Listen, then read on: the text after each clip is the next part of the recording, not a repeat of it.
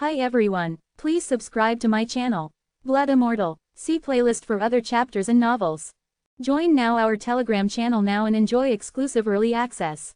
t.me/blood_immortal_official. I do not translate the novels. Credits goes to original translator and author of the novel. I only make it as an audiobook so it would be easier to just listen while doing other things. Credits goes to the author of the novel. I convert stories to audiobook for mental health, for multitasking purpose, for accessibility and time saving. Listening to audiobook is also beneficial for people who have disability. It improves our listening skills and improve our English comprehension, vocabulary and other things. So, thank you for listening. Thank you and thank you very much for your support. Chapter 121. A verdant meadow filled with green grass. The spot where Yuan had stood. Harkin remained seated there for a long while. He waited for the call, drinking several more cups of coffee. Finally, Wang, his player kit, which he had placed beside his teacup, rang. What happened? Don't even mention it, he's so stubborn. Harkin answered grumpily. Persuasion had failed. He had known from the start that the person he was trying to persuade was unlikely to listen, but he couldn't help but feel disappointed. In the end, Yuan had decided to get involved in this fight. Has he decided to commit suicide? It doesn't seem like he thinks of it that way. He's more foolish than I thought. He's a great guy. His words seemed to carry a hint of pride. Harkin shrugged and lifted his teacup again.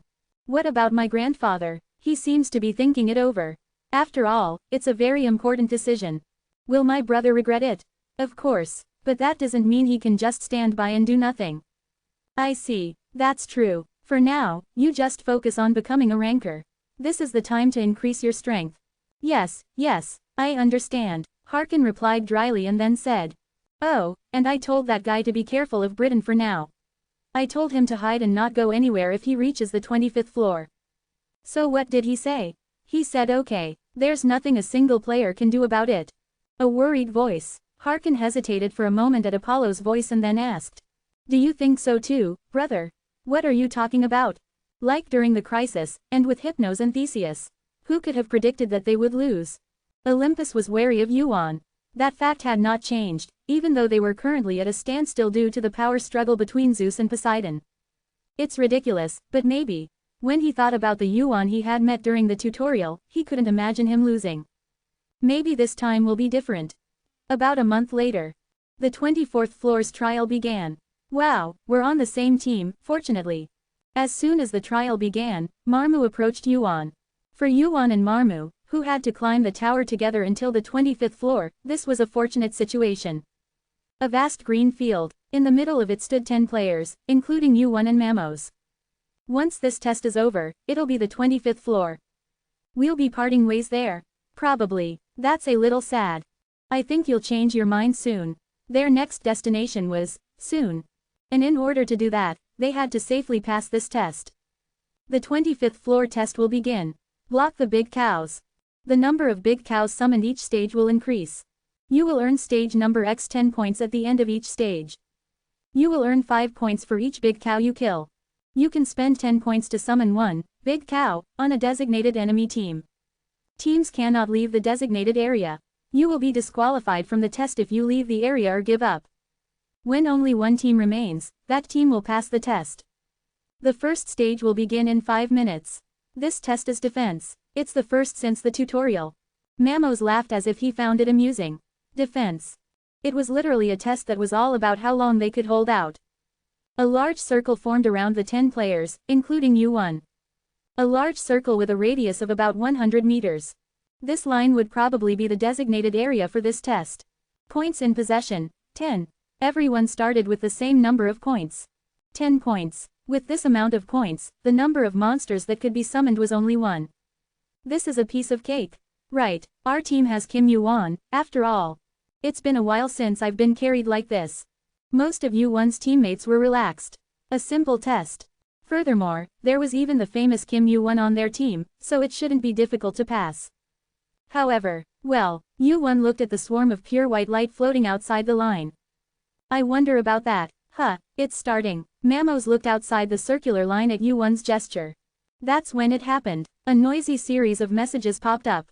Big cow is summoned. Big cow is summoned. Big cow is summoned. Opening square bracket dot closing square bracket. What the heck? How many are there? 1, 2 damn it. I can't even count them all. Moo, moo. The team members looked at Yuan and Mamos standing together at the edge of the testing ground. A large cow covered in brown fur approached. Its eyes were as red as blood and its size was as large as a small elephant. And then, thud, thud thud thud. Big cow. The enraged bulls charged in. The ones with red eyes were already hostile to everything that moved. For the first stage, the number was too much. What the hell is going on? Rather than being bewildered, Mamos had a curious expression.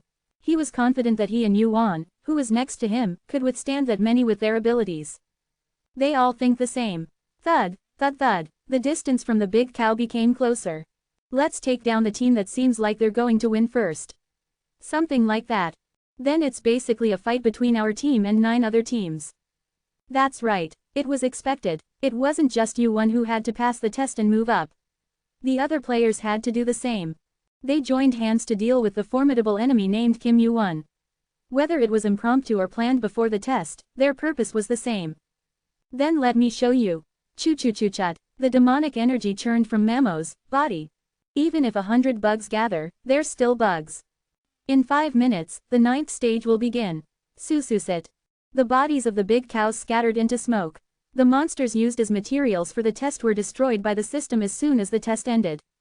Thud. Phew, phew. I'm going to die. How many more are going to come next time? The exhausted team members collapsed on the spot. Nearly 1,000 big cows. Basically, the number of big cows that appeared increased as the stage went up. In addition to that, the points earned by defeating the big cows that appeared. The number of big cows summoned increased exponentially. At this rate, really are we the only ones who are going to fail? There's no team that has failed yet, right? Of course, we're the only ones being attacked. In this test, it was possible to attack the opposing team only by summoning monsters. That was the rule of the test, and the moment it was broken, they would be eliminated from the test. The team members watched Yuan and Mamos standing at the edge of the testing ground. Despite everyone being exhausted, strangely enough, those two seemed very lively. Can't we just end this? Sweat began to trickle down Mamos' forehead. His breath was getting shorter, and he seemed to be getting tired. Next time, an even larger number would rush at them. Just hold on a little longer.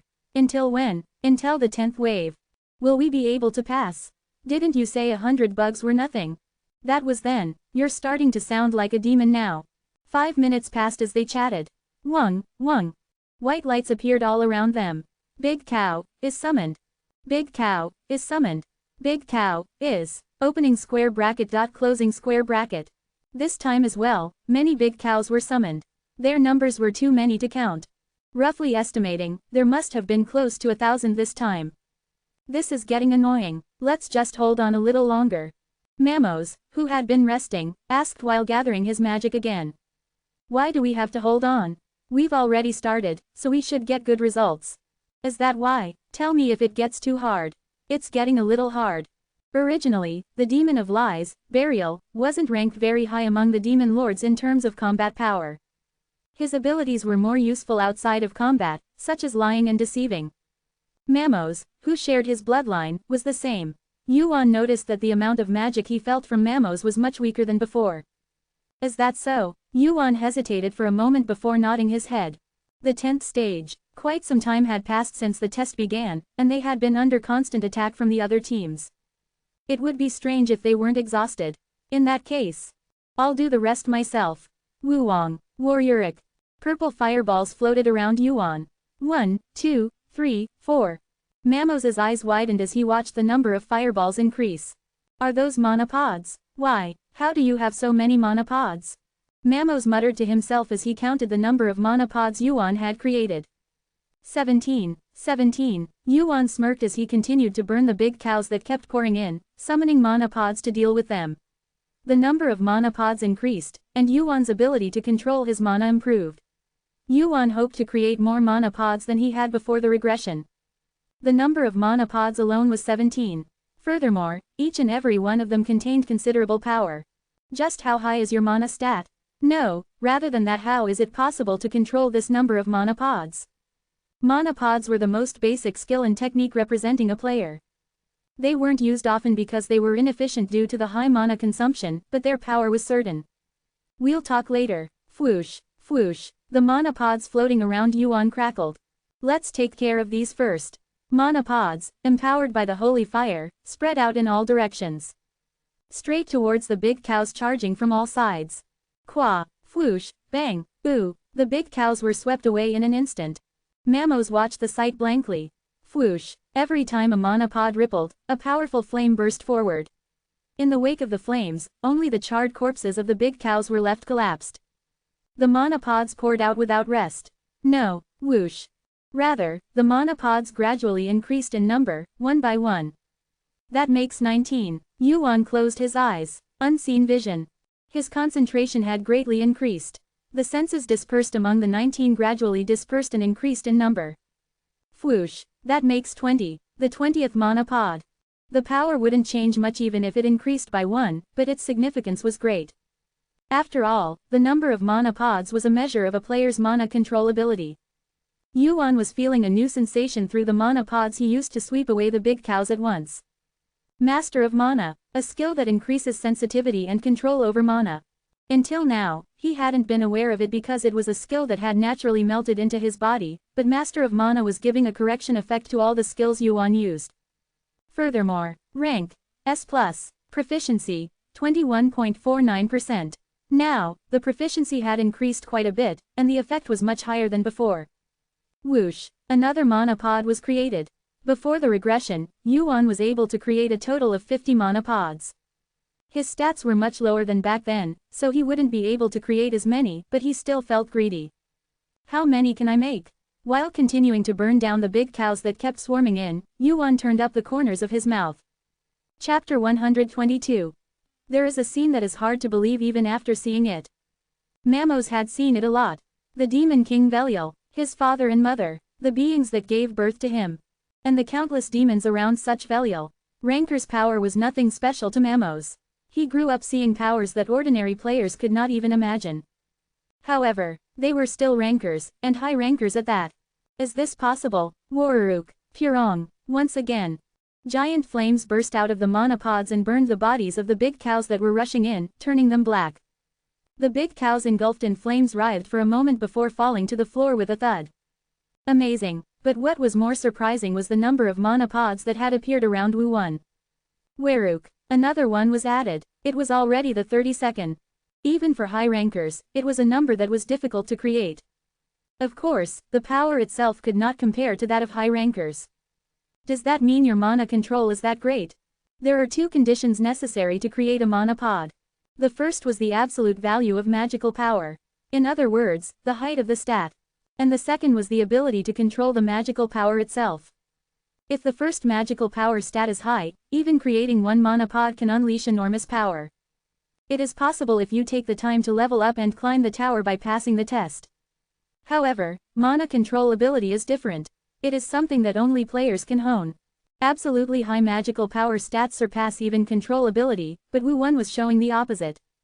This is so unfair. Mamos felt the same way other players felt when they looked at him. This was truly an overwhelming talent. Waruk. 33rd mana pod. Wu-1 slowly opened his eyes and looked around. Mana pods circling around him. It was like watching a swarm of giant fireflies or a swarm of goblin fires. 33. Even when I first created and used mana pod, I thought that 20 would be the limit. But it's 33. It's not called S+ rank for nothing. Even with the same magical power stat, the power and usability vary greatly depending on the magical power control. However, Lord of Mana maximized the ability to handle the mana itself. Responsiveness and dominance over mana. It was as if the mana itself was following him. It was like using a part of the body, like moving arms and legs. If magical power stat and skill are combined. Waruruk. The last one. A total of 34 mana pods were created. The actual effect is not addition, but multiplication. Ewing. 34 mana pods emit mana at once. The last remaining big cows are showered with mana pose mana. Qua, bang, pop, pop, bang. The big cow's screams are buried in the noise. I can feel the mana draining from my body. I had been reckless, wanting to check the number of mana pos. About 10 should be enough. 34 mana pos was extravagant. The more mana pots there are, the faster they consume concentration and the more mana they consume. It has the advantage of being able to disperse power over a wide area, but Yuan's actions just now were definitely excessive. Yuan, who had reduced the number of mana pots, listened to the pouring messages. You have defeated the big cow. The completion rate of Cheonsalsung has increased by 0.001%. You have defeated the big cow. The completion rate of Cheonsalsung does not increase. You have defeated the big cow. The completion rate of Cheonsalsung does not increase. Even if I defeat the big cows, the completion rate is minimal. I had been hoping for a number that would go up slightly every now and then. It's almost there. The completion rate was almost at the end. Completion rate, 99.994%. 1,000. It was a huge number. The reason I dragged this test out as long as possible was not just because of the test score. Cheonsalsung, a skill I acquired after defeating Surtra in the tutorial. It was a skill with high expectations, as it was a high rank of A+. The stats I gain every time the completion rate goes up aren't bad, but this skill is still an incomplete skill. What will it look like after completion? Yuan wanted to maximize his power as much as possible because he didn't know what variables there might be in Britain. 0.006% left. It seemed like I could reach it if I just reached out. Yuan left the points that had been filled up alone. If I just use this test will be over now. But it wasn't time yet. I want everyone to work hard. Yuan stood up and waited for the next stage. The remaining 0.006% completion rate. If possible, it was to fill it up in this test. Easy. I'm totally relaxed this time too. Isn't this test too easy? Team 1's morale was at its peak. It was already the 12th stage. The number of big cows appearing gradually increased, and soon there were about 50 of them. It had become a little more difficult than at first, but even so, it was not that difficult to block them at this level. The big cow was just big, but it wasn't a monster that was that difficult to hunt. Still, it will be difficult if we go up to the 20th. It will be decided before that. Right, no matter how much Kim Yuan, it's impossible. The team leader is really smart in this way. I'm thinking of dropping Kim Yuan's team first here. The one who came up with the idea first was Team 1's leader, Makal. He contacted the other teams just before the test started and suggested one thing. Just take down Kim Yuan's team first. Since only one team can move up anyway, it's natural to take down the strongest rival team. Makal shrugged at the words that flattered him and prepared for the next stage. Using 200 points, summoning 20 feet big cows, to the next stage. 2 teams are designated, 200 points. It was the points obtained by defeating 16 big cows and using them for additional stage points. Makal was not only quick-witted, but also quite skilled as a player on the 24th floor. It's about time I start to get rid of them. No matter how strong Kim Yuan is, his stamina is not infinite. This test was structured in such a way that more and more monsters had to be blocked each time a stage was passed. And the points obtained by killing the blocked monsters would be returned to the other teams, once again becoming more monsters. And so, the 2 teams had to face monsters that increased exponentially with each stage. No matter how great Kim Yuan was, there was no way he could stop all of this. Actually, it's great that you've come this far. 12th stage. During that time, Kim Yuan's team was attacked by other teams. It's a great feat to have endured that offensive so far. The 13th stage begins. 5 minutes of break time passed. It was too short a time for a break. However, the shorter the break time, the better. Because the more thirsty Kim Yuan's team would be. Well then, where should I go to spend my points? It was then. Big cow is summoned. Big cow is summoned. Big cow. Dozens of messages rang out in succession. The eyes of the team members, including Makal, widened. Come to think of it, I had forgotten. They were not the only ones who could summon big cows. The same goes for Kim Yuan's team. Until now, I had forgotten because Big Cow had never been summoned. He started the attack. For a moment, my spine tingled. During that long time, Kim Yuan's team never summoned Big Cow. Why, were other teams under attack until now? Killing a big cow gives you 5 points per kill. If you spend 10 points, you can summon one big cow. I had no idea how many points I had accumulated so far, as I had only been saving them without spending them. Damn it, I got a little anxious. Fortunately, there weren't many big cows summoned. About 40 or so. It was not impossible to stop this much. Don't be discouraged. Rather, it's good. Bang. McCall slammed the huge axe he was carrying on his back to the floor. Catch those bastards and summon more monsters. Then it's really over next time. I can handle that many.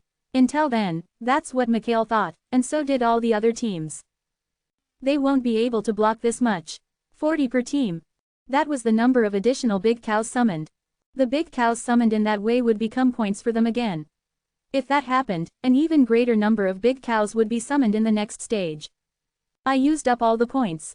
Mamos, who had finished summoning, approached Yuan. But why all of a sudden? At first, you told me not to use the points and save them. I thought you were going to gather them all at once and attack. That way, they won't counterattack. What counterattack? Yuan shook his head. The big cows, which had begun to appear with a group of pure white light. The counterattack meant them. No way are you telling them to summon more. The number summoned will probably increase from the next stage. Aren't you getting tired? Not yet. Yuan approached the big cows rushing in. I have to go all the way, even if it's a bit unreasonable. Completion. 99.999%. There wasn't much left now. It would be a shame if it ended without being able to fill in the remaining gap. That's why Yuan wanted to make the most of this test. Pow! Yuan jumped up towards the group of big cows rushing in. There seemed to be over 1,000 big cows at a glance. Yuan created a mana ball as he jumped into them. Wong, wong wong, a dozen mana balls. There was nothing like this to hunt big cows in a wide area.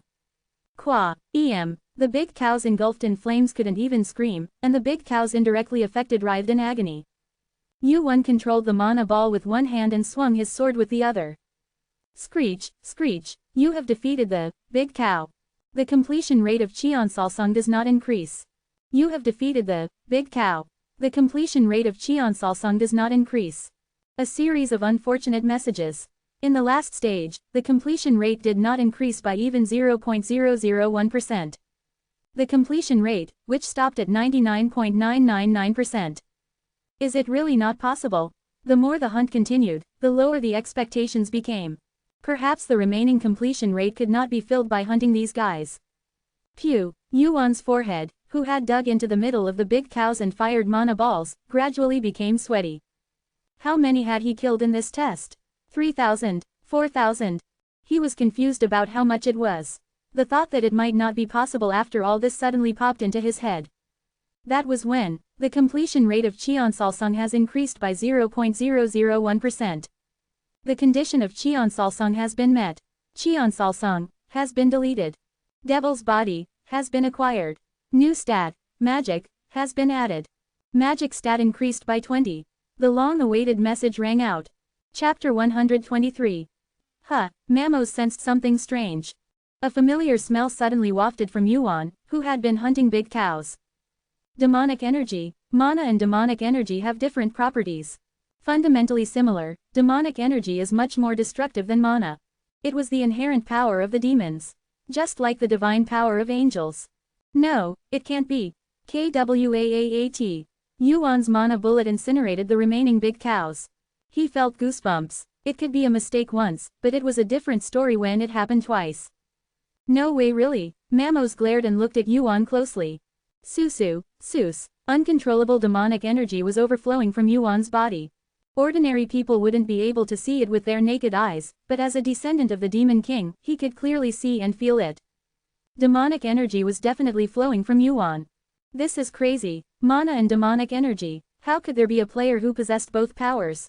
Was he a half-human, half-demon hybrid? No, that wasn't it. Even if he was, it was impossible. Blood always mixes, and the person who inherits the stronger bloodline will inherit the power. The test wasn't over yet since the other teams hadn't finished fighting. Mamos cautiously approached Yuan. What's going on? It was a nonsensical question, but Yuan knew exactly what he was asking.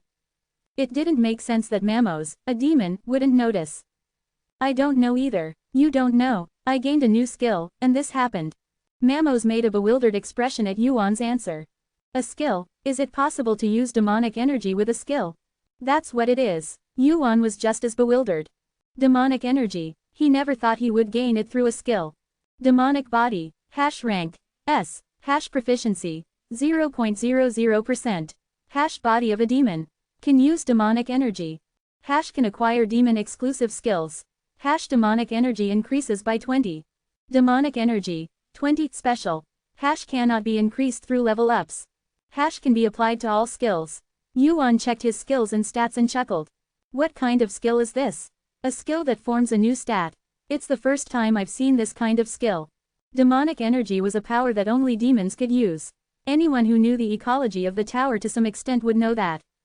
And Yuan was the same. However, this skill created demonic energy just by learning it. It can't be increased through level ups. Does the stat increase depending on proficiency?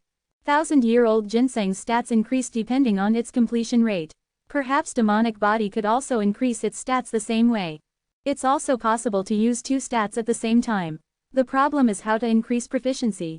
He had just acquired the skill and wasn't used to demonic energy yet. It was a useless desire. He had no choice but to be satisfied with this for now. In that case, let's end this. I've gotten what I wanted. Huh, what do you mean? Yuan checked the points he had gathered so far. Points. 24,355. This test. It's over. Phew, I thought I was going to die. The 13th consecutive stage ended. Every single one of Mikhail's team members collapsed to the ground. There were no casualties, but there was one injured member for the first time. It might be really hard next time. Damn, this test was crazy too. It's not too late to give up. We gathered a lot of points this time. Oh, that's true. There was hope. Thanks to the big cows that were summoned more often than usual, they were able to gather a lot of points needed for summoning. Perhaps this time, they would be able to summon nearly double the number of big cows than before. Perhaps the other teams are in a similar situation. That's right. It doesn't seem like any team has been eliminated yet. I wonder if there are any who broke their promise and saved their points. We're all doing the same thing, aren't we? Well, yes. There were still quite a few points that had been saved up and not used. They were the points that had been saved to attack other teams after eliminating Kim Yu-won's team. However, their minds changed once they felt a sense of crisis. Mackle used all of his saved up points. Everyone, don't hold back and use everything this time. Consider this our last stand. Yes, understood. We're all tired as well. The team members also invested all of their points. Perhaps there would be an even greater number of big cows summoned in the next stage than there had been until now. You're finished now. This time, they would be able to eliminate Kim Yu-won's team. Mackle was sure of it. However, the 14th stage begins. Wong. Groups of light appeared as white as snow. At first, they thought nothing of it. After all, they had seen this sight 9 times already in this test. However, the difference was clear. How many of them are appearing? Big cow. Opening square bracket, closing square bracket. Opening square bracket, closing square bracket. Messages appeared like crazy. And countless groups of light and an enormous number of big cows appeared. Only then were they able to confirm that something had gone wrong. It was the moment when the vague feeling of unease had manifested before their eyes. Moo, thud. Hundreds of cows shook the ground. It was a completely different number from just a moment ago, during the 13th stage. There were at least 3 times as many. No, it looked like there were 4 times as many. Mackle muttered in despair as he looked at the big cows that filled his vision. This can't be right. The bodies of big cows lay collapsed. Yu-won sat on top of them and waited for the message. Eventually, Team 1 has been eliminated. Team 4 has been eliminated.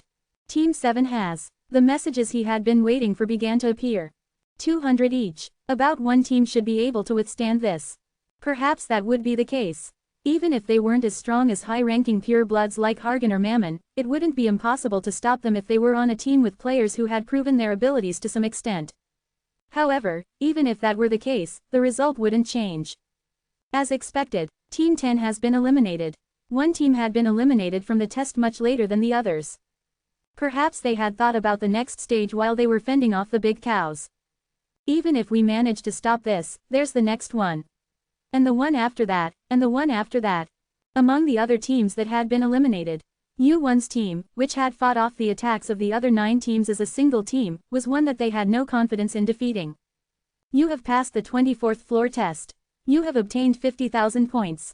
You have obtained an additional 54,360 points. You have obtained Cloud Walk. The test completion message. He didn't pay much attention to the rewards. The additional points he had obtained were double the cumulative points that Yu-won had earned. It was just over 100,000 points in total. It wasn't bad, but the reward that followed was nothing special. Cloud walk, a skill that momentarily lightens your feet and creates an invisible path in the air when used. Yu-won let out a sigh. It's a lower concept skill than Hermes' footsteps. It'll just end up eating up magic power. There might come a time when he would use it once or twice, but if he needed to use it, it would be better to use Hermes' footsteps instead. In the end, all he had gained from the 24th floor test was just over 100,000 points. He hadn't had high expectations to begin with, but he couldn't help but feel a little disappointed. Moving to the 25th floor. Swoosh, the appearances of the players who passed the test started to blur. It was the same for Yuan. To their eyes, it looked as if the scenery was changing. The players who had passed the test were given the qualification to move to the next floor, and they started to move. Swoosh, the feeling of climbing the tower was always new. It was similar to the feeling of having traveled far away. Like a young child who had lived in a small town or city and had come to know a wider world. It was like an expansion of the world that they could recognize and reach out to on their own. Oh, is this the 25th floor? I heard that Britain is famous as a tourist destination. This isn't Britain, is that right? The players who had arrived on the 25th floor for the first time looked around as if they had forgotten the test they had just taken and had come on a trip. First of all, the clear and blue sky stood out more than any other floor they had passed. The white clouds scattered here and there like snow, the clear and refreshing air. The green mountains and the chirping of birds in the distance. It was truly a beautiful world. The place where the players had arrived was on top of an altar. And on top of the altar, there were statues symbolizing Britain. Oh, are these the famous Knights of the Round Table? They're amazing. There were about 150 statues surrounding the altar. They were the 150 knights who represented Britain. Each and every one of them was a rancor and was a sword and shield that protected Britain. And among them, there was the largest statue. That statue. Mamos pointed to one of the most noticeable statues. As that, King Arthur. A great knight holding the brilliant sword, Excalibur, up high. The man with yellow hair flowing in the wind and riding a pure white horse gave off a sense of majesty, even though he was just a statue. He felt it anew. Arthur, the one who was called the King of Knights. The great master of the Round Table who had built and ruled this Britain. He was now, that's right, that was my body. He was still yearning for a new body in Quine. You still haven't given up that foolish idea. It's not a foolish idea. Is it so hard to ask for at least a somewhat human body? If you're okay with the cow we hunted earlier. Ahem. Arthur quickly shut his mouth. No matter what, an orc that could at least walk upright seemed to be better than a monster that walked on all fours. That must be right. I heard that the current king of Britain is Lancelot, but it looks like the statue hasn't been changed yet. He's only the temporary king for now.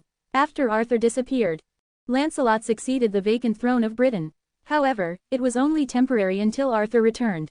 For the past 1,000 years, the throne of Britain had remained vacant. I'm curious. Mamos looked around the beautiful scenery of Britain, which was more beautiful than any other world. He was born as a demon, so it was the first time he had ever known that there was such a beautiful world. I wonder what kind of people Arthur, who created this world, and Lancelot, who ruled it for 1,000 years, are. It's not difficult. What? Clatter, clank, loud footsteps. Yuan's gaze turned to the end of the path leading to the altar. You'll see them soon. 3 white horses, and on top of them, knights wearing heavy armor. They were approaching the players who had newly visited their world with the sound of loud hoofbeats. The Round Table I know doesn't have such heavy asses. Chapter 124. Well, let's talk about the details later. First, aren't you tired after finishing the exam? Britain isn't that far. Let's go together. Are those the Knights of the Round Table? Marmos had an interesting expression. White armor and horses. It was clearly a symbol of the Guild Round Table. Not all of them. Yuan looked at the knight who was approaching at the forefront. One of them is. At least one of them there was definitely a rancor qualified to sit at the Round Table. And that alone meant that he was among the 100 strongest at the Round Table just by being able to sit in that seat. Tatadak. The horses approached. Yuan recalled the face of the knight who was at the forefront. Who was it? A face that vaguely came to mind. It was a face he had seen at least once. As he searched his memory, the name came to mind. Knight Percival, the 31st Knight of the Round Table. Why did he come here in person? The distance quickly drew near and Percival opened his mouth while riding on his horse. Are you the ones who passed the exam this time and came up? A Knight of the Round Table asks in person. A position that ordinary players could not even dream of. Above all, there was no guild that was as coveted as the Round Table in terms of coolness. Yes, my name is Toll, my name is Orn, I'm Ellie Rosamund, I'm a pure blood. They were busy introducing themselves, vying with each other. It was a natural desire. If I can only catch the eye of a knight of the Round Table here, I could also become a member of the Round Table. If I become a ranker from the Round Table, I'll soon be in a large guild. Besides, there is no guild that is growing as fast as the Round Table, so I might be able to stay here for the rest of my life. People who had their own dreams. However, the knight of the Round Table was not very interested in them. What about you? The attention turned to Yuan and Marmos. It was something that could not be avoided when asked so openly. I'm Kim Yuan, I'm Marmos. Marmos answered stiffly, although he seemed to have a cheerful personality. Percival looked at Marmos for a moment and got off his horse. My name is Percival, nice to meet you. Percival greeted the players who had climbed to the 25th floor. A polite and courteous attitude. It was a rare sight among the rankers who had climbed to the top of the tower. This was especially true for rankers who belonged to large guilds like the Round Table. However, it was a natural attitude for the Knights of the Round Table. The spirit of chivalry. It was also the spirit of Arthur, the first king of Britain. Percival, have you heard of him? He's a ranker who is in the upper ranks of the Round Table. I've heard of him a few times. Oh, judging from the fact that his name was known even to the players on the lower floors, it meant that he had a certain position within the Round Table. It seemed that it would not be difficult to join the Round Table if he caught his eye. Nice to meet you all. I just got here, so everyone looks immature. Ha ha ha. Percival laughed heartily and looked around at the 10 players. I came here by the order of His Majesty the King. Among the players who are coming in this time, he told me to find someone to fill the empty seat at the Round Table. An empty seat at the Round Table. Those words were enough to turn the players' eyes upside down. An empty seat at the Round Table. By any chance, a knight of the Round Table? Are you going to choose a promising player from the guild? From among these? Anyway, Kim Yu-won is known to not join any guild. Maybe I. Everyone had similar thoughts. The Round Table must have moved to recruit Yuan, but it was likely to be in vain this time as well. Then, he might be able to fill that empty seat himself. If he could only belong to the Round Table, he would be able to hold immense power in his own hands. Well, I'll tell you the details later. First, aren't you tired since you just finished the test? Camelot isn't that far. Let's go together. Okay, me too. I've always wanted to visit Camelot. Their reactions were natural, even if they didn't necessarily want to join the Round Table. Camelot was a country that took up more than half of the world, and you could say it was everything on the 25th floor. So, it was only natural to want to visit Camelot. There were only 2 who didn't seem that interested in the offer. What are you going to do, Hung? One of them was Marvos. He seemed rather suspicious of this situation. Something doesn't feel right. Let's just go for now. It feels like they're trying to lure you in. It's so obvious. Lanker himself came out to guide the players. No matter how much the Round Table valued the spirit of chivalry, this was rare. In cases like this, you had to assume there was some kind of motive. For example, to recruit a certain player. Luring me in. Eugene looked at Percival with meaningful eyes. His appearance, kindly answering the other players' questions, was close to the Knight of the Round Table that the world knew. It wasn't that strange for the Round Table to want to recruit him into their guild. In fact, even guilds much larger than the Round Table had tried to recruit Eugene. Well, who knows, but it wasn't something he could think of so simply. Because that place is a giant trap to catch you. Halgan had told him to be careful of Camelot. If possible, he said not to visit Camelot even after going up to the 25th floor, and to just take the test on the 26th floor. Camelot had definitely set a trap to catch Eugene. Maybe, Marvos. Yes, if, Eugene said, thinking of several situations. Ah, no way. So, just in case. Okay, I'll keep it in mind. Marvos looked at Percival's back as he began guiding them with a curious face. I don't think they'd be that clumsy. Clack, clack. Eugene, Marvos, and the other players followed the 3 horses. Camelot wasn't that far. The place where the players who passed the test first arrived was the border between Camelot and another country. A city surrounded by tall castle walls. Camelot's capital, Camelot. The castle walls that they arrived at after walking for several hours were lined with numerous knights and soldiers. We've arrived, Kihihihing. Percival stopped his horse and looked at Marvos. But there's one problem. Marvos looked around. Then, a beat late, he realized Percival was looking at him and asked. Me, yes, Janels, Percival said to Marvose, who seemed confused and wondered what he meant, with a regretful expression.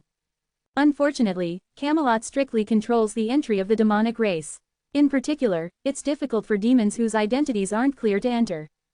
What era is this? How is this not racial discrimination? Marvo's face crumpled ferociously. Even so, it was just the face of a teenage boy, but an ominous demonic energy leaked out of Marvose, whose emotions were hurt. The players who had come with them were the ones who had seen Marvose fight. They flinched as soon as Marvose started to get angry. If a fight broke out, they weren't sure they would be safe even if they were nearby. Did Camelot have a law like that? Eugene had also heard of such a law for the first time. In fact, the tower could not reject other races except for special reasons such as war. If they did, they would not be able to avoid the arrows of criticism that would rain down on them. But of all places, Britain was the first to reject other races. At least as far as Eugene remembered, there was no such law. It's a bill that was discussed after the first invited king of Britain suddenly disappeared. Please understand that it's a sensitive issue. After saying that, Percival looked at Eugene with a subtle gaze. Of course, if you guarantee the author, the story would be different. Of course. Hey, do you know who our father is? It was a childish thing to say. Since he couldn't show off his skills to Lancre, he was talking about his background and origin. However, his opponent was one of the Knights of the Round Table. He was someone who could easily ignore such a background. Of course not. But no matter who your father is, Britain's laws will not change. Our dad is Belial, you bastard. At Belial's boisterous cry, Percival showed a bewildered look for the first time. Belial, the Lord of Deception. One of the 7 great demons who led the large guild, the Great Demon King. In addition, as a high ranker within the top 100, the power he possessed was comparable to the Round Table. The son of such a Belial. How dare you question my identity? Well, are you going to tell Dad? It was incredibly childish. Eugene, who had been listening, felt embarrassed for no reason. However, Percival, who was dealing with Mammon, was sweating in embarrassment. Considering that the dad was one of the 7 great demons, it was natural in a way. I guess the identity I was worried about seems certain. At Eugene's words, Percival nodded his head hurriedly. I guess so. Then let's go in. I don't think there's any need for me to guarantee you separately. Yes, do that. Percival, who had hesitated for a moment, changed the subject again. There was no point in checking any further. If they continued to press Mammon on the issue of race here and harass him, it could turn into a fight between the Lord of Deception and the Round Table. Clatter, clatter. The gate slowly rose upward. Inside, the capital of Britain, Camelot, was revealed. As the gate rose, wing, Eugene's player kit rang. When he looked to the side, he saw Mammon sending a message to Eugene by moving his fingers. Was what you said true? I can't move because I said my father's name. Eugene tapped on the player kit and replied. That's right. I never thought you'd really let go of your race like that. Wow, I'm really getting hot. He must have been quite angry, as the speed at which he was tapping the letters was extraordinary. But how did you know this, Did you study British law or something? It's a law that doesn't exist in the first place. You won't find it if you study it. Really? Well, if they discriminate against race, King Arthur, who is dead, might grab them by the back of the neck and rise from his grave. Yeah, then how did you know? Just a hunch. Eugene, who had answered vaguely, quickly put the player kit back in his arms. The gate was fully open. He could see countless people coming and going. Along with the densely packed buildings, he could see a castle that seemed to reach the sky in the distance. This was it, the capital of Britain, Camelot. Thud. Just like that, Eugene stepped into Camelot, which was called the heart of Britain. And that moment, the egg of bares its teeth. The egg of appeals to its hunger. Eugene's outer god radar rang. Chapter 125. The response came. It was the response he had been waiting for. The egg had once again fulfilled its role properly. It was here too, the head of the Yamata no Orochi that had appeared in the first floor's test. The sacred fire that had been enshrined in the martial world of the 10th floor, the Heavenly Demon Church. And even here in the 25th floor, Britain. The remnants of the outer god had spread their roots throughout the tower more than he had thought. The problem is where it is and what form it has taken. The egg of whales. The egg of writhes. The egg of closing square bracket. The message rang noisily. Wu Jin frowned as he felt the egg wriggling inside his inventory. All right, I get it. The egg urges you to hurry. Had its hatching rate gone up? The creature seemed to be sending him a variety of messages compared to before, when it had been somewhat simple-minded. Of course, it must have been quite hungry, having starved for so long. He had promised to let it eat the outer god soon, but quite some time had passed since then. I've completed the 1,000-year blood and now this is really the only one left. The egg of unknown origin was a reward he had received for completing the tutorial. He had expected some sort of great reward, but he had only received a single egg that could have contained anything. No one knew whether it contained a lump of gold or a powerful bomb. However, Wu Jin was determined to hatch it. He had made up his mind after seeing how ravenously it had devoured the Yamata no Orochi. This creature might be their natural enemy.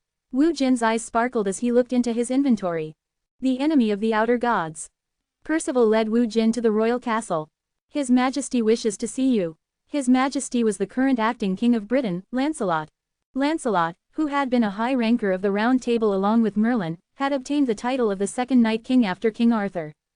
It will be difficult today, but can you give him some of your time? His Majesty seems to be very busy with his affairs.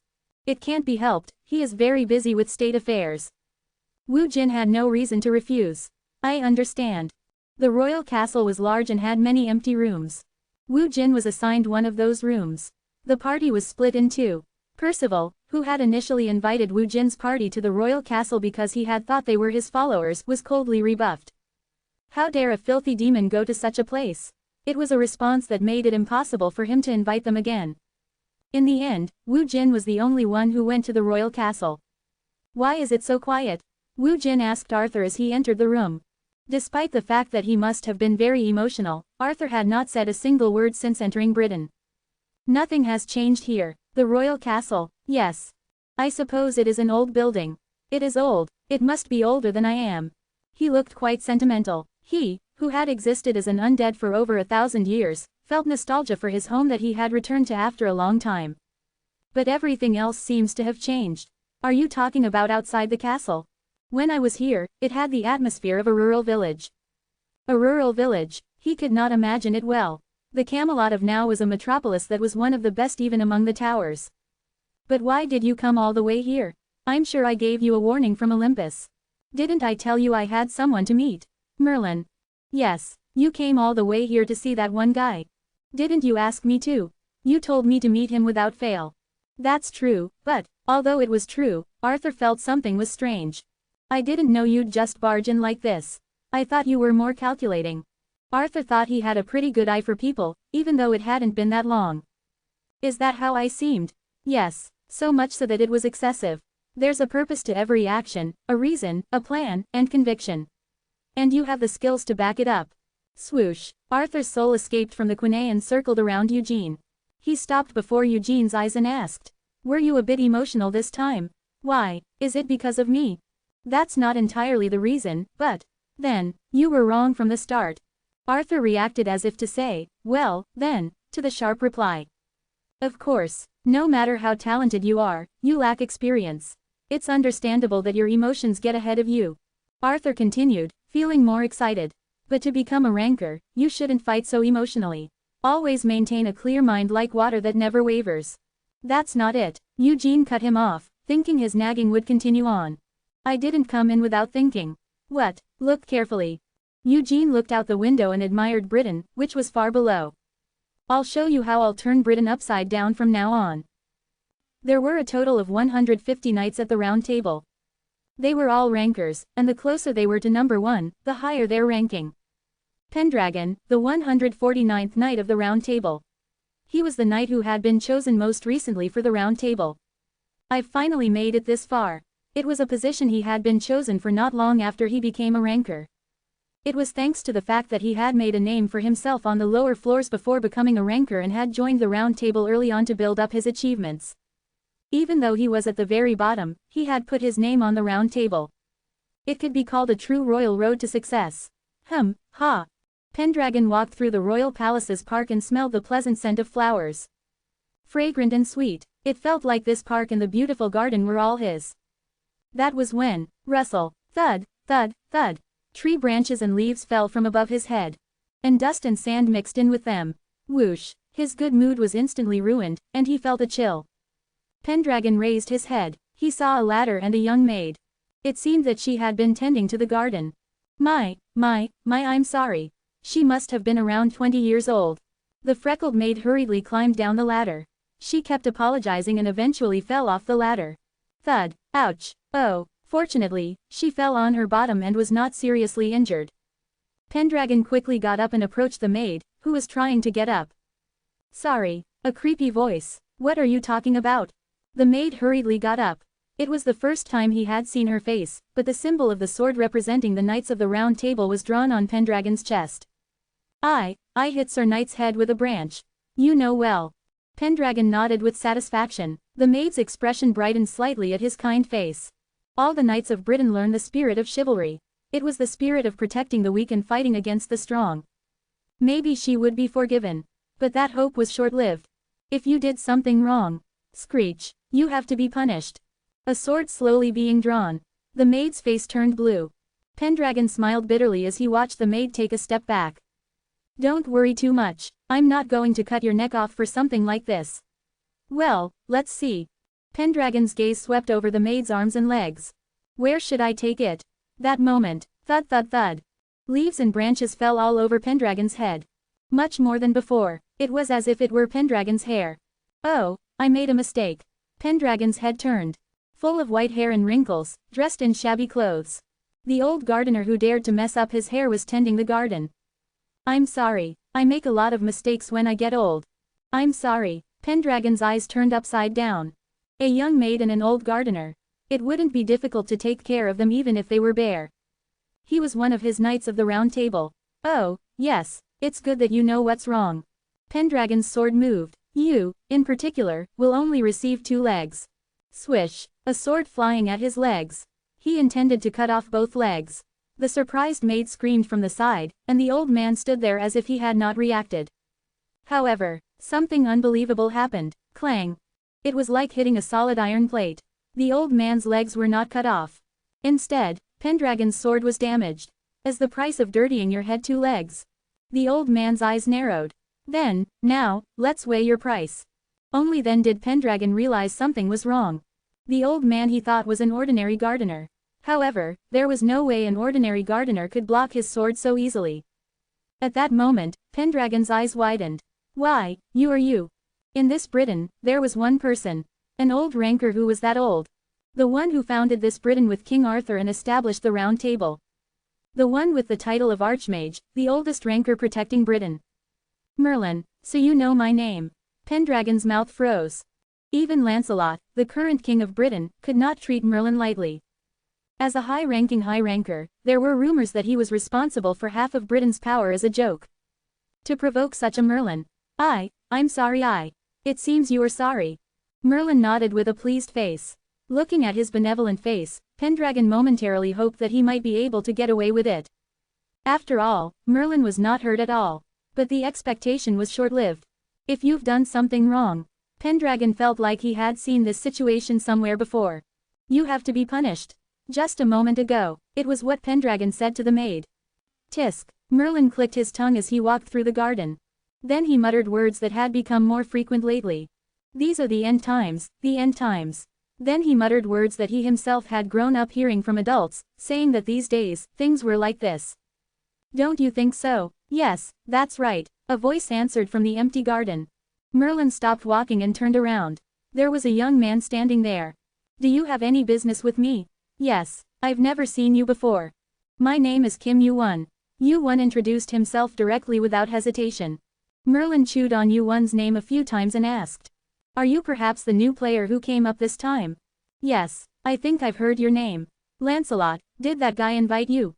Merlin spoke of Lancelot, the king of Britain and the current guild leader of the Round Table, as if he were a child. In fact, Merlin had been speaking and acting like this since the time when Arthur was king, so no one criticized him for it. Yeah, why are you looking for me? You didn't come all this way just to see my face, did you? It's about King Arthur. Merlin's expression hardened. Arthur. That name had become an inverse scale to Merlin after a long time. If you want to ask about that guy, go back. I don't want to remember someone I've finally forgotten. That was when, screech, as Yuan drew his sword halfway, Merlin's pupils shook. Where did you get that sword? Chapter 126. Merlin's expression was unreadable. At first glance, he seemed angry, but he also seemed surprised. It was impossible to tell exactly what his expression was, but it was clear that his eyes were shaking. He had taken the bait.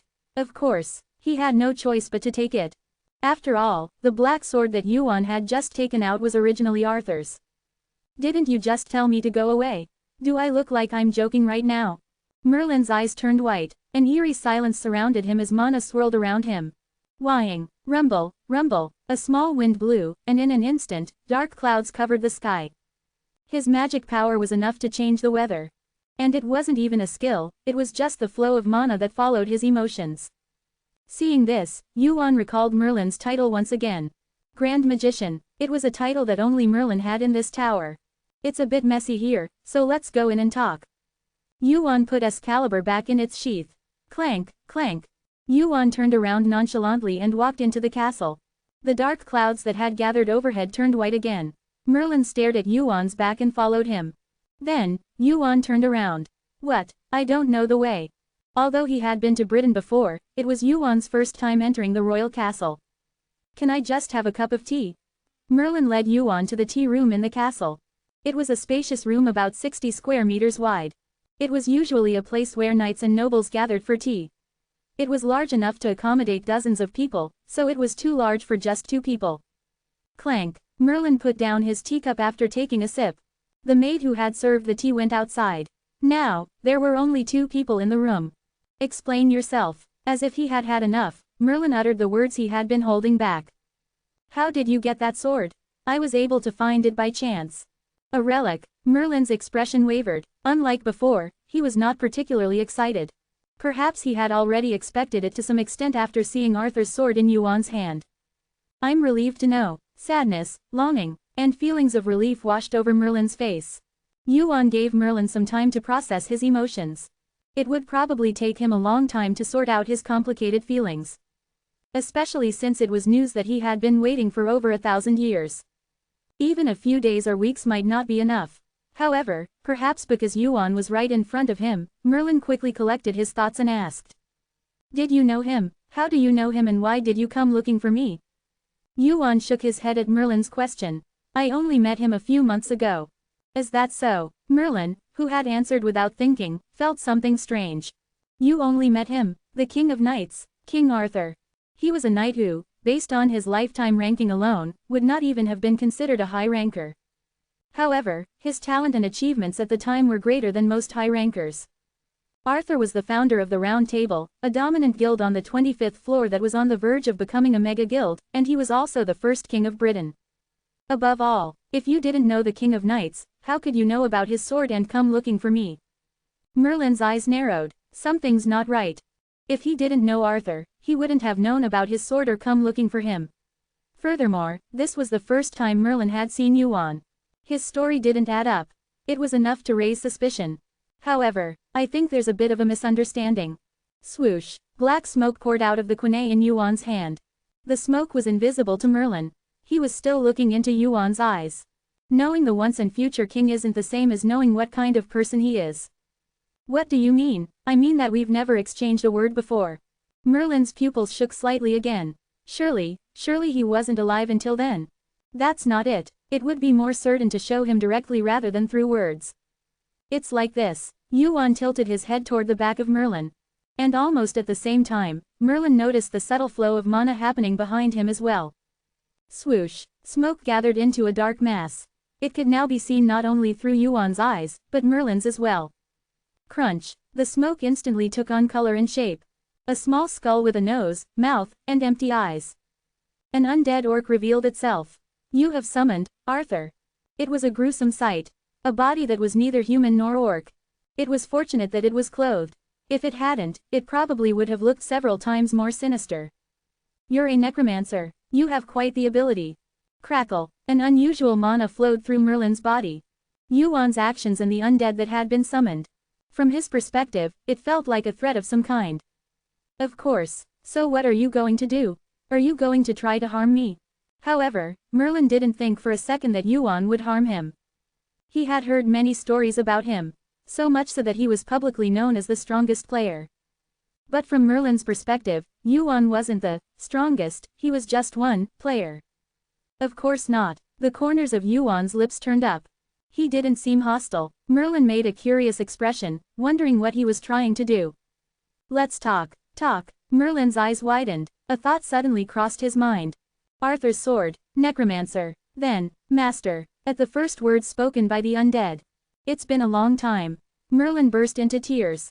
Yuan briefly left Merlin and Arthur to reunite. Through Arthur's eyes and ears, Yuan could tell what kind of conversation was happening between the two.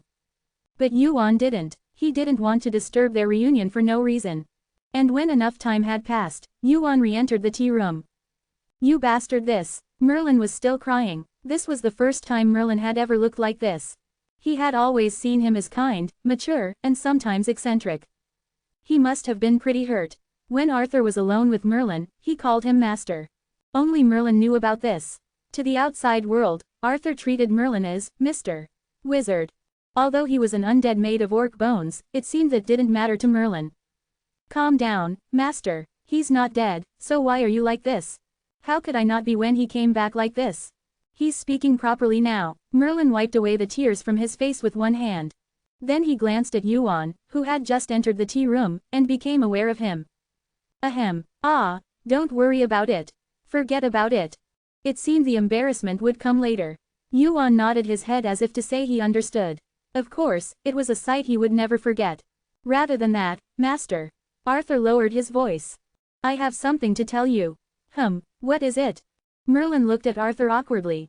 It's weird to talk about serious things when you look like that. That's his fault. Arthur gritted his teeth and turned his head in Yuan's direction. Even though he didn't have any eyes, Arthur was probably glaring at Wu Yun with a furious gaze. The orc made of only bones became angry. It was quite a funny sight. So, what do you have to say? Who killed you? He seemed ready to run at any moment. Arthur shook his head. There was no need for that, and the target of his revenge was now dead. If he had to, he could have said it was the three-headed dog, but even Merlin wouldn't be able to handle that. No, my revenge is over. I think differently. Then do that later. He's not the one you should get revenge on right now. Then, Lancelot. Snap. The orc's fangs sharpened. That bastard killed my son. What? Merlin's eyes grew wide, and an ominous mana swirled around him. Clack. At that moment, Wu Yun tapped Merlin's shoulder from behind. Merlin's head turned back. Calm down. If you cause a scene here, more people will see.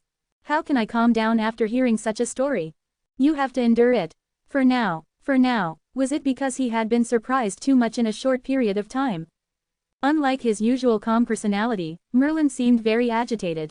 Well, the incident where the son of the King of Knights suddenly disappeared was one of the biggest events in Britain. Because of that, Arthur was furious, and Britain was plunged into grief for a while. And not long after that, Arthur disappeared as well. No wonder the King of Knights' other name was the Knight of Tragedy. The mysterious disappearance of two princes. It wasn't enough to be called a tragedy. Still, it seemed that Arthur had eventually found out about Lancelot's betrayal. But in the end, he couldn't tell anyone about it and died at the hands of Susano. Then did Lancelot kill you too? Of course not. Do you think I'd lose to a guy like that? Well, yes, you were stronger then. That guy Lancelot is a high ranker now. His ranking is rising fast. One of Britain's two high rankers. Lancelot was not the same as the Arthur he knew in the past. No matter how famous Arthur was as the King of Knights, it was impossible for him to defeat Lancelot now. Above all, and he's the current King of Britain. Merlin nodded at Wu Yun's words. Yes, that's the biggest problem. If we just kill him, Britain and the Round Table will collapse. Merlin had the power to fight the Round Table alone. But even so, he couldn't go to war with Britain over Lancelot. In the end, he needed a reason to take Lancelot down. Arthur, how about you come forward? If I do, that bastard will just make excuses, saying that he was controlling me and that I was harming myself. The undead have no choice but to follow their master's orders. That's true. As Arthur said, Lancelot was definitely not qualified to be king. He must have killed Arthur's son as a stepping stone to becoming the next king of Britain. Moreover, it was hard to see Lancelot as having nothing to do with Arthur's death. His thoughts grew deeper. That's when Wu Yun opened his mouth. There is a way. A way, what is it? Are you worried about the round table? Merlin, who had been thinking for a moment, answered after counting the days. There are only 10 days left.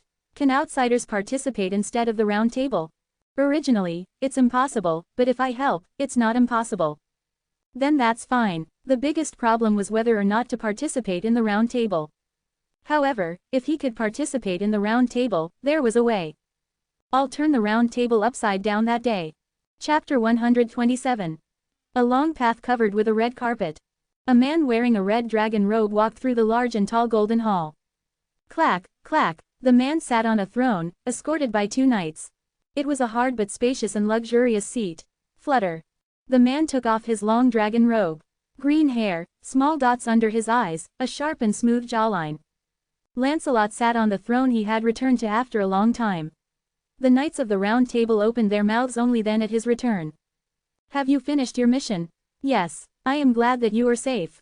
Thanks to you, my lords. Lancelot sat on the throne and took a deep breath for a moment. A large and beautiful hall. The heart of Britain and the center of Camelot. And the most noble seat among them. It's thrilling. The king's seat was always sweet to sit on. It was natural to receive everyone's respect and to be looked up to by everyone. A seat that was more addictive than any drug. That was the king's seat. Has anything happened in the meantime? Nothing special happened. Lancelot nodded in satisfaction at the report of the 2 knights. And then, he uttered a kingly word. Put the well-being of the people first. That is the will of the Night King. We will follow your orders. The 2 knights knelt before Lancelot. Knights of the Round Table, Thal and Rollet. The 2 had been loyal vassals of the Night King who had sat at the Round Table since long ago. For them, the magic words to keep them in check were, the will of the Night King. Knights occupying the 31st and 42nd seats of the Round Table. Lancelot called them and asked, what happened to that guy? Are you talking about the newly risen player? Yes, Kim Yu-won. Yes, we have invited him to the castle in the name of your majesty. But how did you know about him? Lancelot had been away for a long time. There was only one case where the King of Britain would leave the king's seat. I was able to get information about him through Asgard. It was only when he met the giant guild, Asgard, above the round table. From Asgard, did Asgard also have that player? Rumors about Kim Yu-won were quite rampant. It was a well-known fact that several large guilds had already contacted him and offered him membership. Furthermore, what made Kim Yu-won even more famous was the fact that he was not affiliated with any guilds. The strongest player with no affiliation. It was clear that he was a target for many large guilds. That's not it. Lancelot's expression distorted. I've heard some terrible news. What is it? Asgard has been investigating his background. No matter how much I thought about it, it was strange. How could a player with no known origin or background become this strong so quickly? It was strange indeed. How could a player who wasn't even a pureblood break all the records on each floor as he climbed? How could he become so strong so quickly? Surely, it couldn't have happened without the support of someone. Then, I learned something terrible. Lancelot continued with a grim face. That the death of the King of Knights and Kim Yu-won's background are related. What? Is that true? One should never raise one's voice in front of the king. It was the law of Britain, and the spirit of chivalry that knights who served their lord should follow. Nevertheless, Treehall and Rollet seemed to have completely forgotten that fact as they half rose from their seats. They couldn't help it. After all, this was the first clue about the death of King Arthur in 1,000 years. There is no confirm. Asgard is still quietly investigating him. So, you must keep this a secret. If you make a mistake, all your efforts so far could be wasted. You mean it's confidential? That's right, but... Clank. Enraged, Lancelot crushed one of the armrests of the throne with his fist. Even so, we can't just leave him alone. At those words, Treehall and Rollet looked at each other. Only then did the 2 realize why Lancelot had called them separately and quietly. Creak. The 2 knelt on one knee. Just give the order, your majesty. The 2 knights of the round table awaited Lancelot's orders. Treehall and Rollet left the audience chamber. Lancelot was still sitting on the throne. Ha. Lancelot took a deep breath again. Just sitting in this seat filled him with such euphoria that he felt like his head would melt. This is the best seat. He sat there for a while and savored the feeling. Even though it had only been a few days since he had left, the time had felt very long for Lancelot. Those country bumpkins. They can't even tell the difference between fools and pigs. Lancelot's lips curled up. Thale and Rollet, their expressions were worth seeing when they talked about Arthur's death. They were still holding on to something that had happened 1,000 years ago and were blinded by revenge. After confirming that the two had left for the Great War, Lancelot took out his player kit from his inventory. Then he contacted someone. "This is Lancelot. Report." A low, deep voice. Lancelot replied, very tense even though he was beyond the player kit. "As you instructed, I sent 2 people. Who did you send?" Thale and Rollet, the 31st and 42nd of the Round Table. "Their motive? I instilled in them a desire for revenge against Arthur. They probably won't care about penalties and will rush in. Rankers are not supposed to attack players. In addition, if they do attack, they will be penalized by the will of the tower." However, that was a problem for later. Thale and Rollet were loyalists who would give their lives for King Arthur. Since he had instilled in those two the motive of revenge, the result would probably be certain. "I will deal with the fact that they touched a player as their personal deviation after the job is done. You have to boil the dog after the hunt." Lancelot's lips curled up. If that happens, there is no way that the Round Table will be sanctioned by the administrator. "Well done. Thank you." Lancelot bowed his head as if he were sorry. Before the call ended, he said as usual, "Everything for the Sea of Olympus." Late at night, it was a time when everyone was asleep. Most of the city lights were out, and even the sounds had mostly disappeared. Yu-1 was awake. He was sitting still on the bed in the room with his eyes closed. It started from the first day. Yu-1 opened his closed eyes. A guest had arrived. Knock, knock. Someone knocked on the door. They didn't just barge in but even knocked. They were kind. However, in contrast to that, a strong sense of hostility was felt from the person outside the door. I expected something like this to happen within a few days. Flash. The fire eyes illuminate an area that was not visible. Yu-1 got up from his seat and looked at the guests outside. Faster than I thought. His grip tightened as if he would break the door open at any moment. Mana spread throughout his muscles in a suppressed manner, and the hostility towards him was simmering inside like a volcano about to erupt. That was a different kind of thing than raising his energy. Hostility and murderous intent rising deep in his chest. And emotions like anger. He's not simply moving by orders. It's an action with a clear purpose and motive. This kind of opponent was tricky. But, I'll have to go through this eventually. He had thought about a situation like this ever since he heard Hargan's story and decided to come to Britain. No, rather, it was a much better situation than he had in mind. At least they didn't ambush him while he was sleeping late at night. Yu-1 opened the door and went outside. There were 2 people waiting outside the door and knocking on it. "Lord Kim Yu-1, are you him?" Knights in heavy armor. It wasn't the kind of attire one would wear inside the castle late at night after the sun had completely set. "Yes, come with us for a moment." Thales and Rollet said so and glared at Yu-1. "We don't want to cause a scene here." It was clear that they would drag him away by force if he refused. The opponents were rankers. They were also Knights of the Round Table, and they seemed to be quite high-ranking. There were not 1, but 2 such opponents. It seemed that they were determined. "Okay." Yu-1's words became shorter. There was no need to be polite to an opponent who had come to him first and revealed his hostility. Thales and Rollet headed to the martial arts hall, which was far away from the castle. It was originally a training ground for knights and soldiers. As such, it was spacious enough for 2 or 3 people to fight. "Thanks for following me. I prefer this place to draw my sword." If a fight broke out in the castle, there was bound to be trouble for whatever reason. If the problem escalated, he might not be allowed to participate in the Round Table meeting in 10 days. That was something he had to avoid at all costs. "I'm going to ask you a few questions now." Screech. Thales drew his sword straight from his waist. "And, we'll cut off one of your arms and legs every time you don't answer or lie." "What? Who is the force that killed the King of Knights?" It was an unexpected question. "Why are you asking me that?" "Yeah." Swish. Thrall's sword cut Yu-1's shoulder. The sword just grazed him. "I guess so." It didn't seem like he intended to cut him, so it wasn't that hard to dodge. The penalty wasn't even activated. It meant that he swung his sword lightly without putting much strength into it. Is it just a threat? He was just trying to let him know that he wasn't joking. The real thing would probably start from now on. "I'll ask you again, who killed the King of Knights?" Yu-1 looked into Thrall and Loliet's eyes. Anger and resentment. Their eyes were completely bloodshot. There was no point in having a peaceful conversation with an opponent who had lost all sense of reason. Yu-1 thought for a moment. How did this situation come about? It wasn't difficult to figure it out. Did Lancelot order you to do this? How dare you? Thrall and Loliet were furious once again at Yuan for calling the king's name so casually. From their point of view, Yuan was the enemy of the King of Knights, and he was also insulting the current King of Britain. He's not coming out himself and is provoking his subordinate knights to get revenge. He's quite clever. He thought about it for a moment. The only way to clear up the misunderstanding is to show them Arthur, just like Merlin did. But Yuan looked into Thrall and Loliet's eyes. This way, even that method was wrong. If I show them Arthur as an undead, they'll only become more convinced. Arthur, who had gone missing, came back as an undead. Lancelot mentioned the forces related to Yuan as the culprit, and the undead Arthur is being controlled by Yuan. The misunderstanding would only get worse, not better. More than anything, Arthur's existence had to be hidden until the meeting began. Even if he could use Arthur to clear up the misunderstanding, it was a method he couldn't use. In the end, there was only one action Yuan could take now. Yuan's hand went into his inventory and pulled out the sword he had kept there. I'll subdue them. Chapter 128.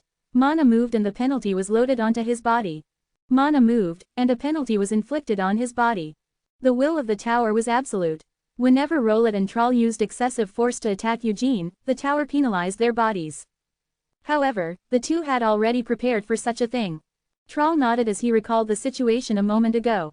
Got it. Thud. Rowlet stepped forward. Eugene pointed the tip of his sword at Thrall, who was behind him. Isn't that guy going to move? I'm too proud to 2v1 a player who isn't even a ranker. I guess you've already forgotten what you said earlier. Don't worry. Bang. Rumble. Rowlet stomped on the ground, and the overturned ground rose up. I will never be careless. As if to prove it, Rowlet raised his momentum. The 42nd Knight of the Round Table threatens you. The 42nd Knight of the Round Table requests a duel.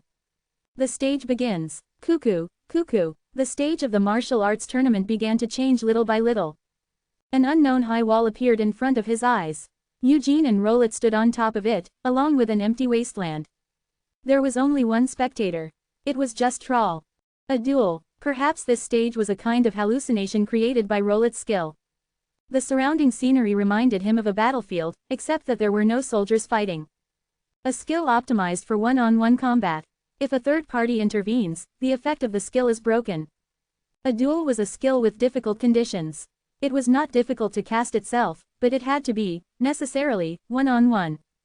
A skill that was too easy to disrupt. However, if Eugene was alone like now, the story would be different. Get ready. Rowlet, who created the stage, waited for Eugene to finish preparing to fight with his sword. Eugene, who had been watching the duel stage for a while, looked at Rowlet and Thrall in turn. Thrall, who didn't seem to have any intention of intervening, was waiting for his turn with his arms crossed. The corners of Eugene's mouth went up. Is that the spirit of chivalry? Are you mocking me? Do you think you can win? You still seem to be careless. No, we've always fought and won this way. That's right. That's why Britain and the Round Table exist now. However, those were words that only those who were qualified could say. You're not the one who won that way. Time passed, and on top of the peace and tranquility that someone had built up, they showed off their strength. It was ridiculous. I'll show you that from now on. Clang. The tip of Eugene's sword struck the shield. A solid feeling was transmitted from the handle to his wrist. The shield of the Round Table protects the target.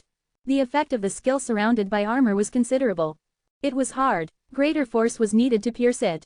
Giant strength dwells in his arms. The stamina stat is temporarily replaced with strength. Creak. The improved gigantification, although not that noticeable in appearance, has strengthened, compressed, and intensified the muscles in Yuan's arms.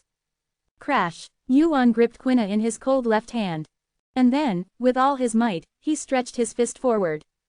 Bam! Quote exclamation mark quote. Rowlet's pupils shook at the shock transmitted through the shield. For a moment, his legs almost gave out. It was quite the shock. He had been paying attention to his sword the whole time, but his fist attack was nothing to scoff at. Is he not a swordsman? Yuan got into a position to throw another punch. When dealing with an opponent with a shield, it was more effective to use both hands than to simply swing a sword. After all, an opponent holding a shield has a limited field of vision. Quina is a medium that manifests the power of the Black Divine Stone. Crack. Once again, he put strength into his fist. But the material used to make it is adamantium. Bam. Rowlet took a step back from the force transmitted through his fist. Where did such strength come from?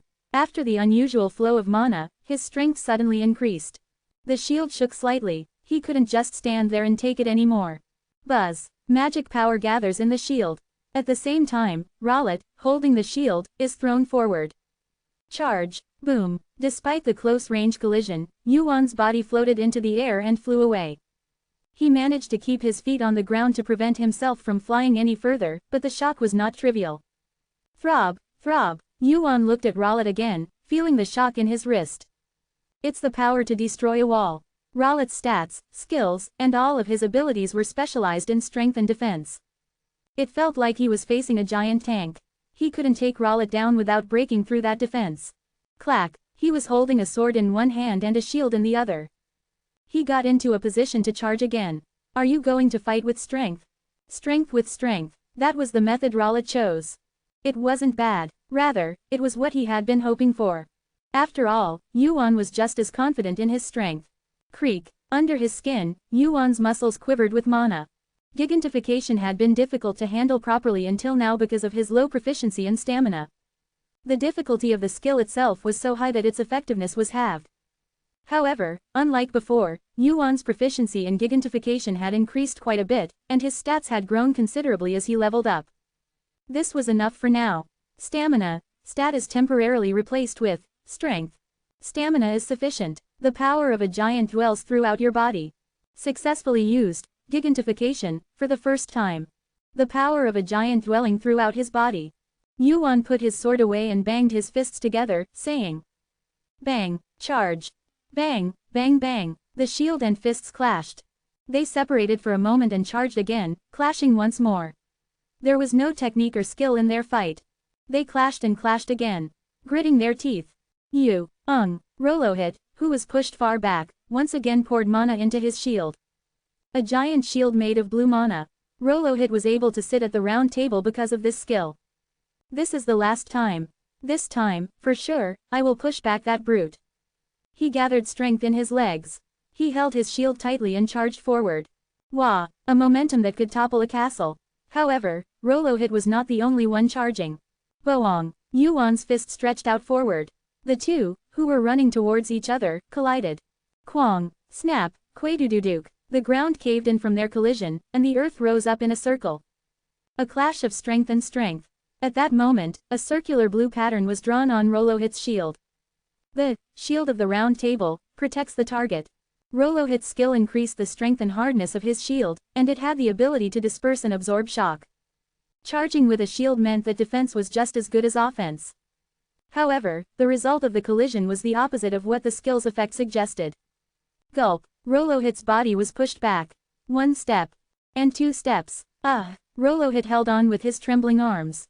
An attack using a shield was over once you started getting pushed back. Moreover, losing to a player in a contest of strength and strength was something his pride could not accept. Screech! He planted his 2 legs firmly on the ground and somehow pushed forward. He held on. He was no longer being pushed back.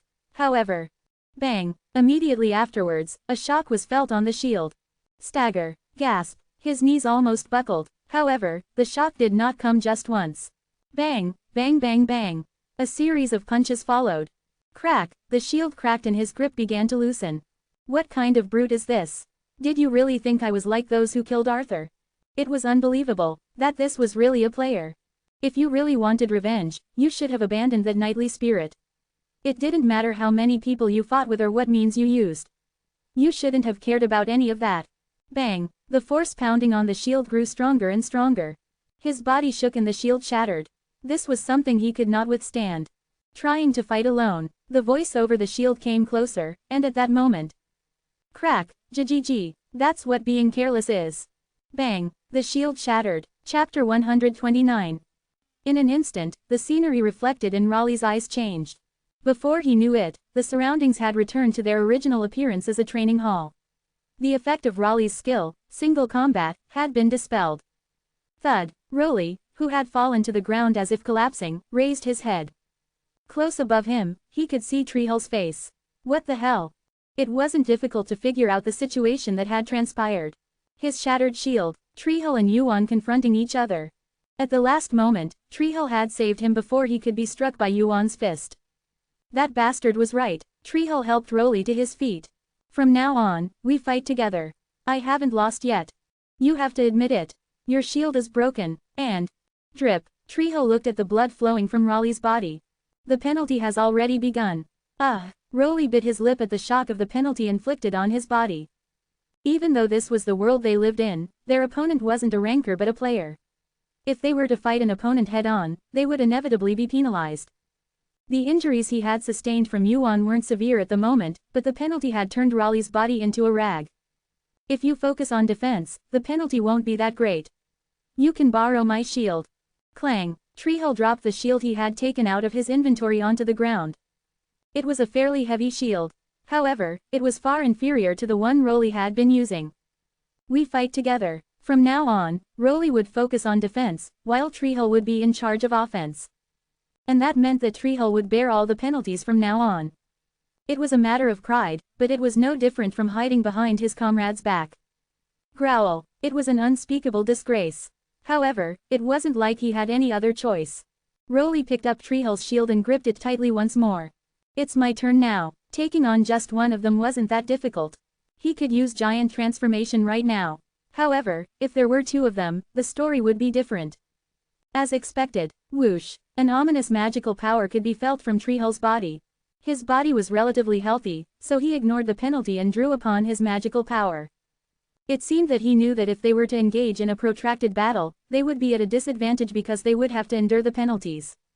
Let's finish this quickly. In an instant, it seemed as if Treehole's sword had grown longer. No, it wasn't an illusion. Giant sword. A giant sword that was over a dozen meters long. It was similar to the magical sword that Yuan wielded, but it was a completely different skill in terms of quality. Clang. With a single swing of Treehole's sword, a long line was drawn on the floor of the training hall. The ground was cut away. Instead of blocking it, Yuan dodged to the side. As expected, Treehole was far superior to Rolly, who had high defense but low attack power. Is it a sword this time? Yuan drew his sword. Without a shield, he had no means of blocking the sword. Likewise, he could only block it with a sword. A sword against a sword. Treehole's sword flashed. How ridiculous. Phew, the giant sword flew like a flash of light. As it was long, the sword flew as if by magic. From a distance, at an even faster speed. Swish, Yuan dodged the sword and jumped up. And at that moment, the corners of Treehole's lips turned up. You've fallen for it. Crackle, crackle, the penalty on Treehole's body intensified. It meant that the amount of magical power and force he was pouring out at once was that much stronger. Whoosh, lines were drawn like spiderwebs. It was a sword that seemed impossible to dodge. However, Treehole, who had swung the sword, couldn't feel the desired sensation at his fingertips. What the hell? It should have been impossible to dodge. There was no room to dodge, and it didn't feel like he had blocked it either. However, it didn't feel like he had been cut either. The reason for this became clear soon after. Boom, bash. Yuan's figure moved in the air. There were a few skills that came to mind when it came to floating skills, but even Thrall didn't know of any skill that could fly so freely in the sky at such a fast speed. Sky steps, activated. Movement speed increases by 100% for 5 seconds. You can step on the sky for 5 seconds. Hermes, footsteps. It was an item that Yuan had among his items that could create a huge variable, even if it was for a short amount of time. A skill that allows one to step on the sky, a place where there is no foothold. In addition, it also had the effect of greatly increasing movement speed for a short period of time of 5 seconds. 2 seconds left, dodging the short but intense attack.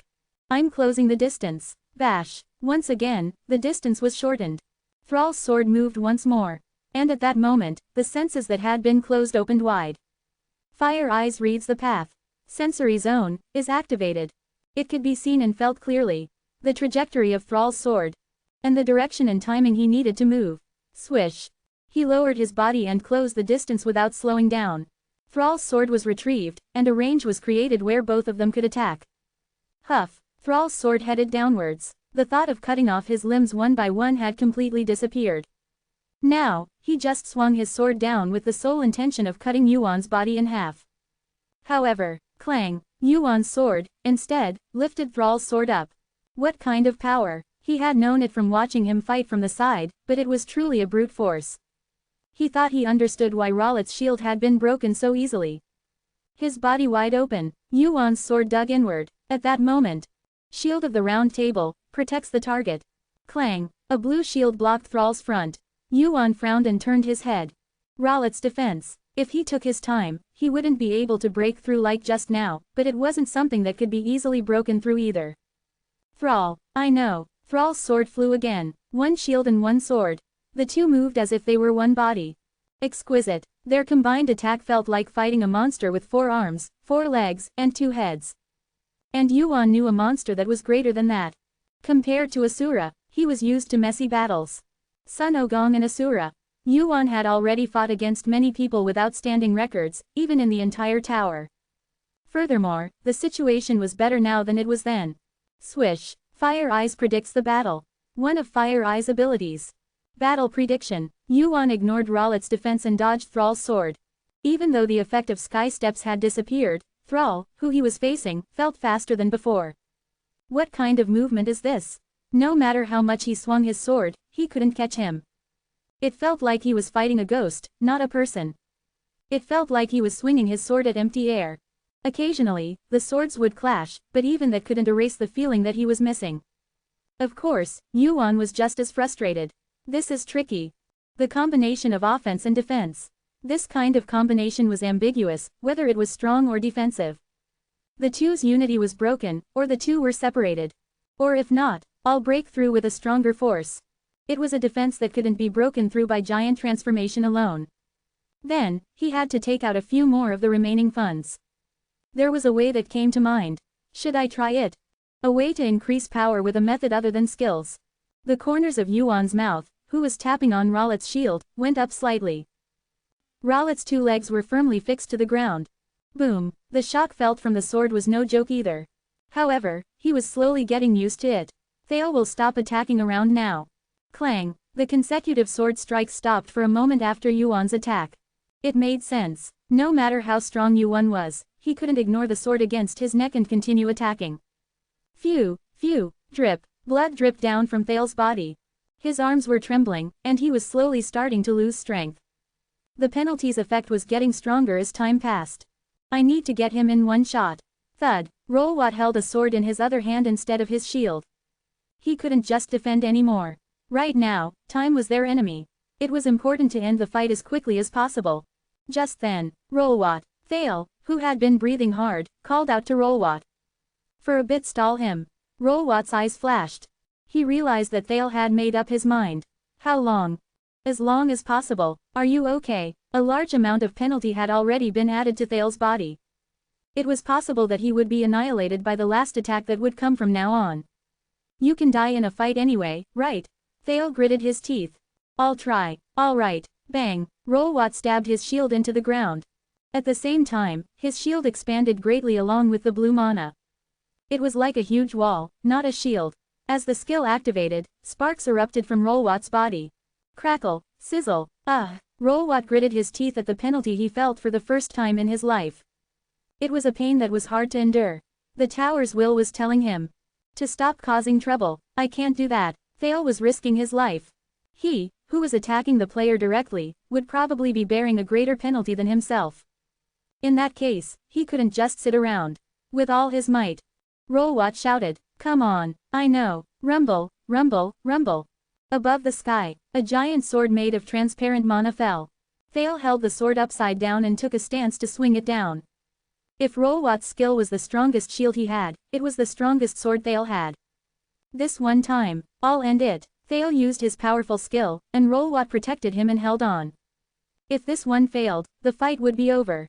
Now, it was Yuan's turn to block it. But, instead, Yuan took a step closer to the two. Towards us. Are you trying to commit suicide? The sword's range was different from before. Not only did it take a huge penalty, it was also the most powerful skill among Thale's skills. No matter how great the abilities Yuan had shown, there was no way he could withstand it head-on. What kind of confidence? Swish. A strange aura emanated from Yuan. From him, who seemed unbelievable as a non-ranker just a moment ago, a completely different feeling was being emitted at the same time. This feeling is familiar, but there's no way. Step. The distance shortened, the aura he felt became clearer, and he had no choice but to believe the unbelievable. One of the tower's dominators. Along with the giants and dragons, beings born with special powers. Demon, devil, their power was felt with mana from Yuan's body. Chapter 130. Something impossible happened. Magic power and demonic energy. Two energies that shouldn't coexist together. The effect of the magic sword increases. The effect of the sensory zone increases. The effect of the fire eye. The effects of the skills Yuan used increased as he activated his demonic energy. However, unlike his magic power, his demonic energy stat was only 20. Naturally, the lower the stat, the faster it would run out. Furthermore, his demonic energy burned with fierce firepower as if it wouldn't be outdone by another power called magic power, despite its low stat. It was like running at full speed with insufficient stamina. I don't have much time to use it. A minute at most. It was still difficult to see a greater effect with a stat that was only 20. But this was better, because he would be able to exert an explosive force during that short time. I guess we're both short on time anyway. A sword floating in the sky. The fire eye could see the enormous flow of mana surrounding it. Using this much mana on the 25th floor, against a player no less, was no different from being prepared to die. Just like Crisis, whom he met on the first floor, Tral was pushing himself even harder. Let's hurry. KWAGJIK. The force applied to his feet definitely became stronger. The ground he stepped on caved in, and the force propelling him forward increased. Kwang. He kicked off the ground and instantly closed the distance. At that moment, Rolet put more strength into his hand that was holding the shield. And then, JJing, Yuan's sword and Rolet's shield clashed. Ah! The shield as tall as a castle shook. It was an impact that could have knocked the shield away if he hadn't activated his skills.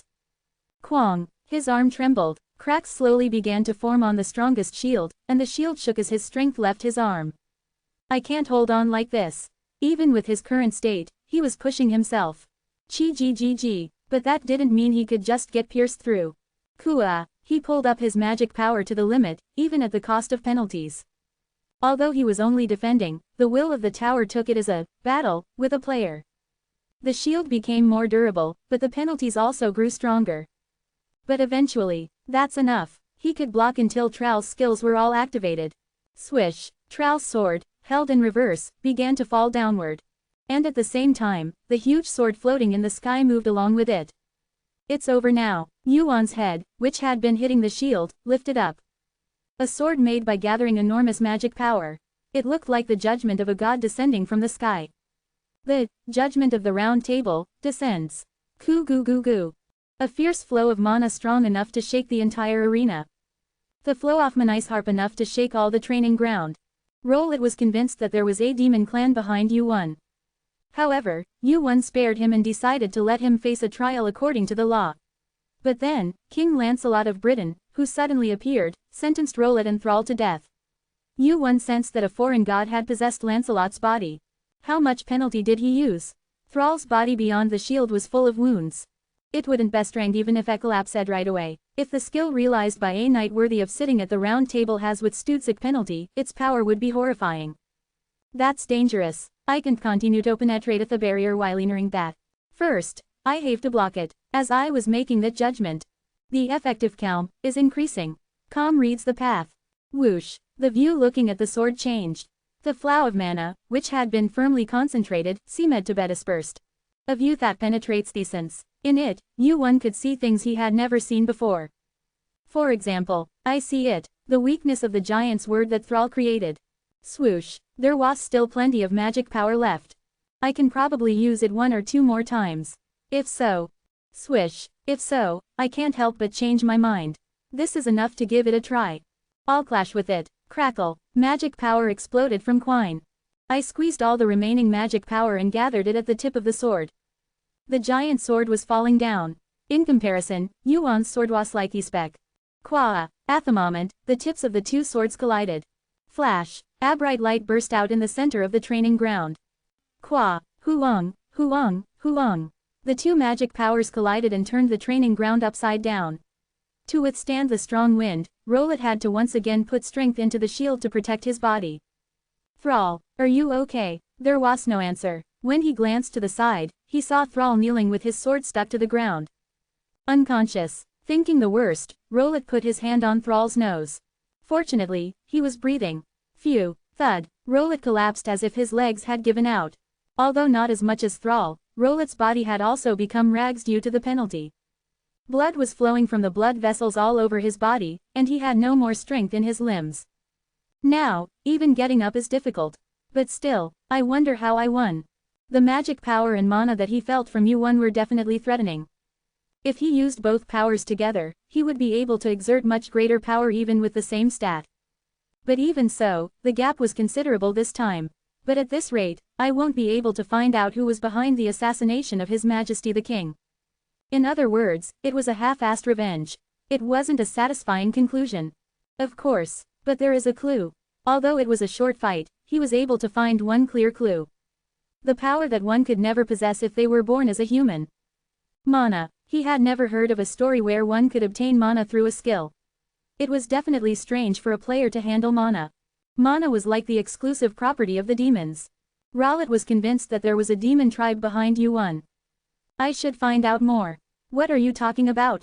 Surprised by the voice coming from the chaotic mana, Rowlet jumped up from his seat. However, his legs quickly gave out, and he fell back down on his butt. Thud. He couldn't get any strength in his legs. He tried to hit his legs with one hand, but nothing changed. He looked up and saw Yuan approaching him. How the hell? It was dangerous. Clack. Yuan cracked his wrist as if it was sore.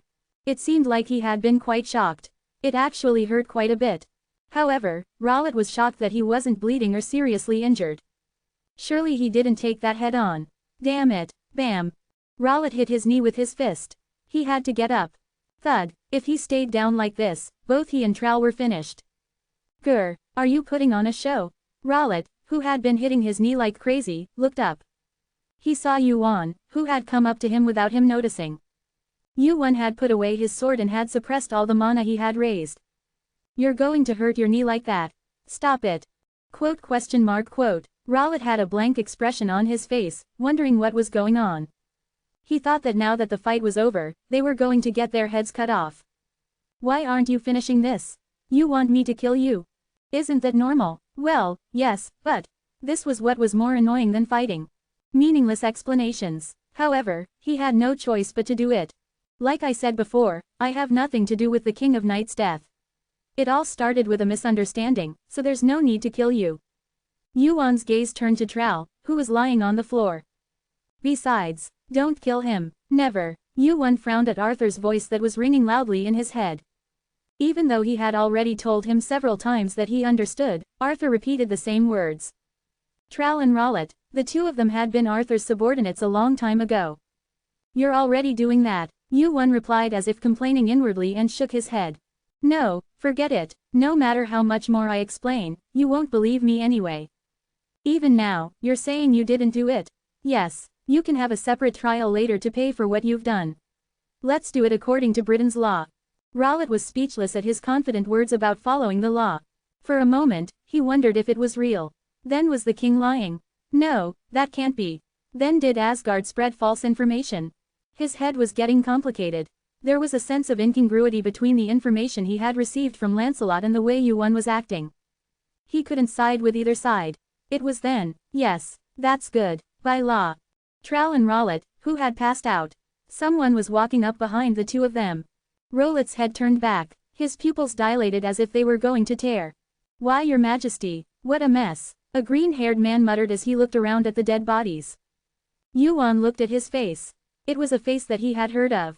Lancelot, the Knight of Betrayal, a high ranker of the Round Table and the King of Britain. Also, the one who killed Arthur's bloodline. The very same knight who symbolized betrayal appeared before his eyes. I apologize. Rowlet barely managed to kneel before Lancelot, who had approached him. To kneel in that state and pay his respects.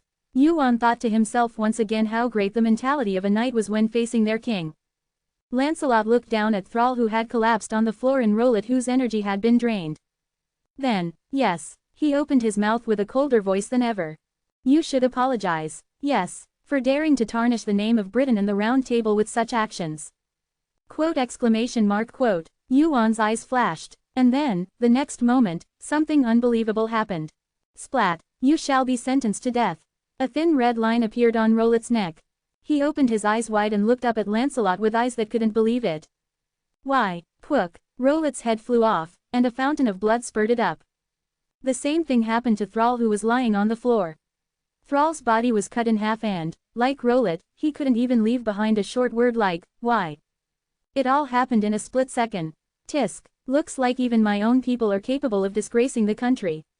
Lancelot, who looked down at the two corpses as if they were disgusting insects, put the sword he had taken out back into its sheath.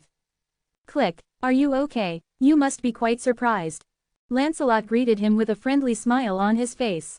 Right after that, Lancelot, Arthur's voice rang in Yuan's head like a lion's roar.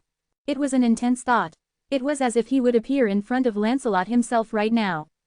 But he couldn't do that. Yuan ignored Lancelot's greeting and turned his body. He couldn't attack him right now anyway. If he did, Thrall and Rowlet's ambush would no longer be unrelated to Lancelot, and he would be punished by the administrator. Please, be patient. Yuan suppressed Arthur's soul. It was because he felt like he might just burst out on his own if he kept going like this. He knew how angry he would be. Thrall and Rowlet might have been enemies to Yuan, but to Arthur, they were loyal subordinates. If the price of foolishness was death, then that was something that happened often in the tower. However, Lancelot shouldn't be the one to kill them. For now, please be patient. He could still feel it even after turning his back. He was sure of it now. Opening square bracket single quote question mark. Of the egg, bared its teeth. Lancelot, an outer god had possessed his body. Chapter 131. Where Yuan had disappeared. Lancelot was left alone in the ruined martial realm.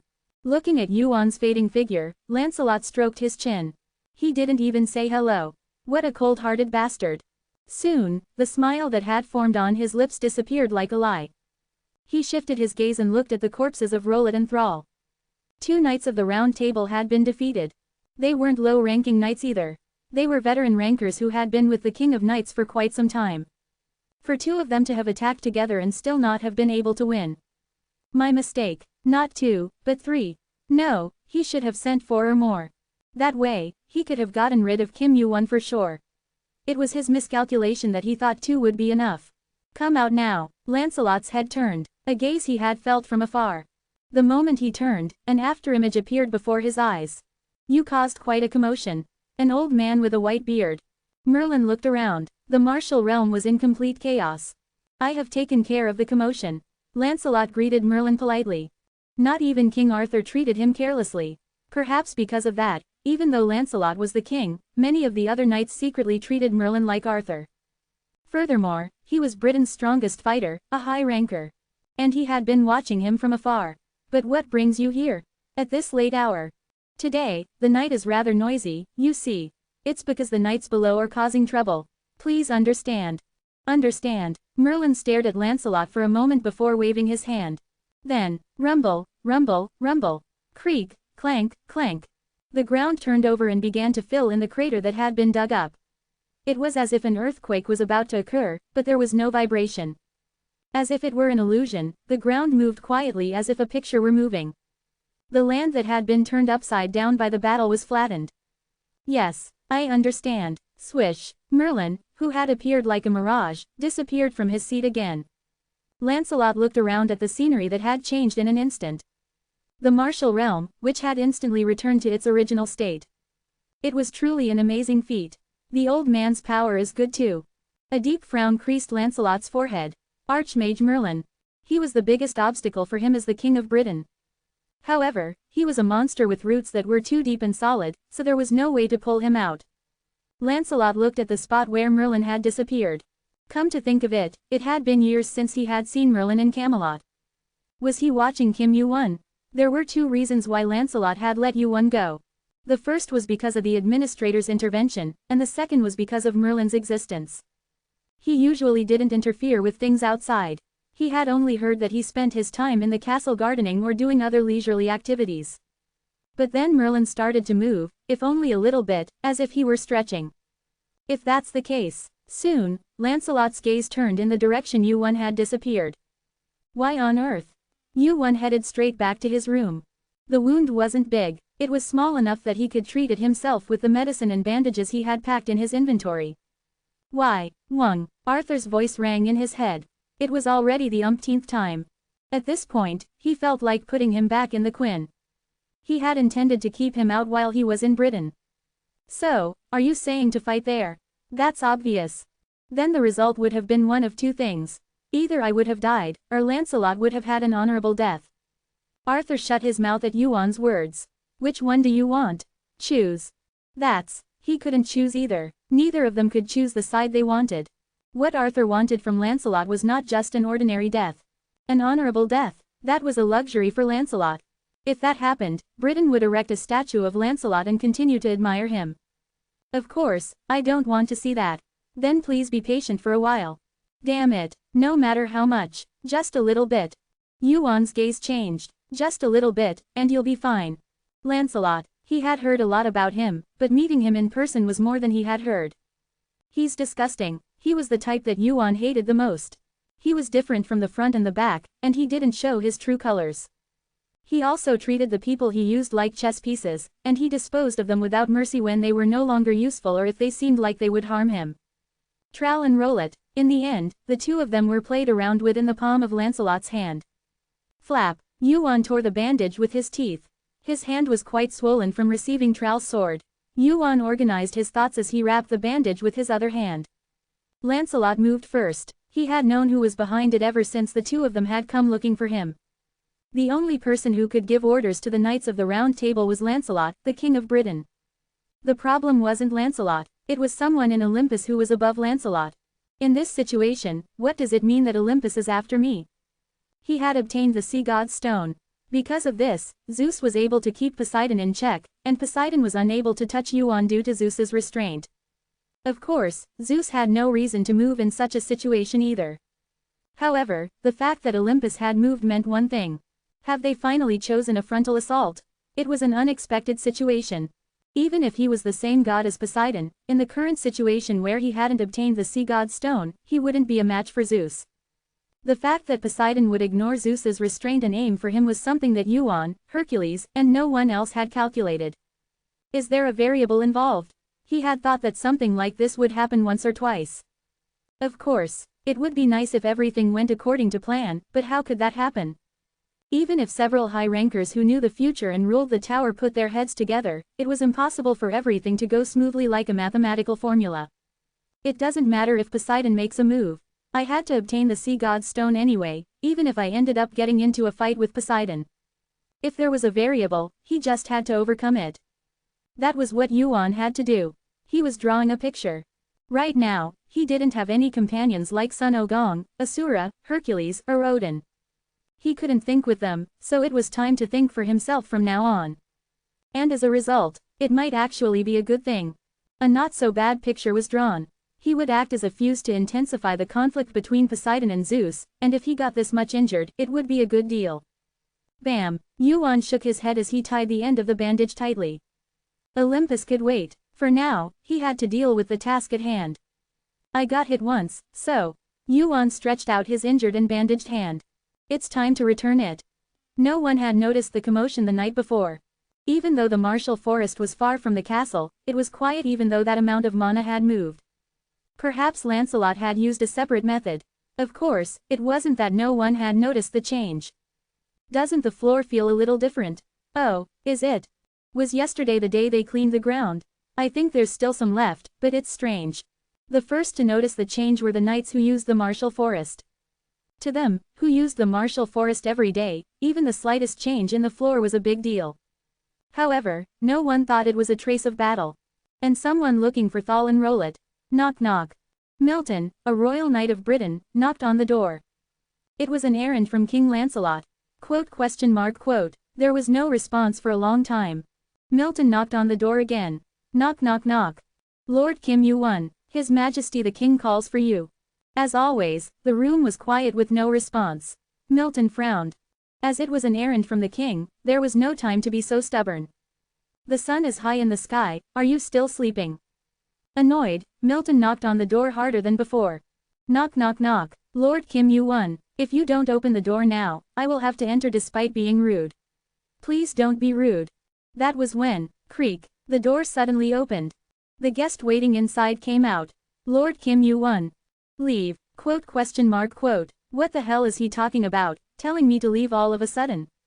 In such cases, it was common to ask who had called him or why. He should have been surprised by the fact that the King of Britain himself had summoned him. Was there an appointment in advance? Or has he experienced this kind of thing a lot? Kim Yu-won was a super rookie who had received invitations from all kinds of large guilds. Milton himself was a player who had cleared the upper floors, but in terms of value alone, he was no match for a player named Kim Yu-won. Is he used to this? Well, to begin with, it was strange that he, a mere player, was invited to this castle and treated as a VIP. Because of that, there have been rumors circulating in the castle recently that Lancelot is working hard to get Kim Yu-won into the round table. Even if that wasn't the case, it wouldn't be a bad thing to make friends with someone who would definitely become a high ranker in the future. Milton didn't care much about Yu-won's reaction. Anyway, all he had to do was guide him. Follow me. Thud. Yu-won followed Milton through the corridors of the royal palace. As he approached his destination, he could see knights stationed here and there. Knights of a wealthy kingdom, wearing golden armor. It was the royal knights of the British royal family. All of them are players from the upper floors. Some of them are close to being rankers. Britain is a huge country and a guild. Numerous players who aspire to chivalry wish to have their names on the round table. The people here are all players belonging to the round table and Knights of Britain. And all these knights were like Lancelot's arms and legs. After passing through a long corridor, he reached the farthest room at the highest point of the royal palace. This way, swish, the knights guarding the door parted to the left and right.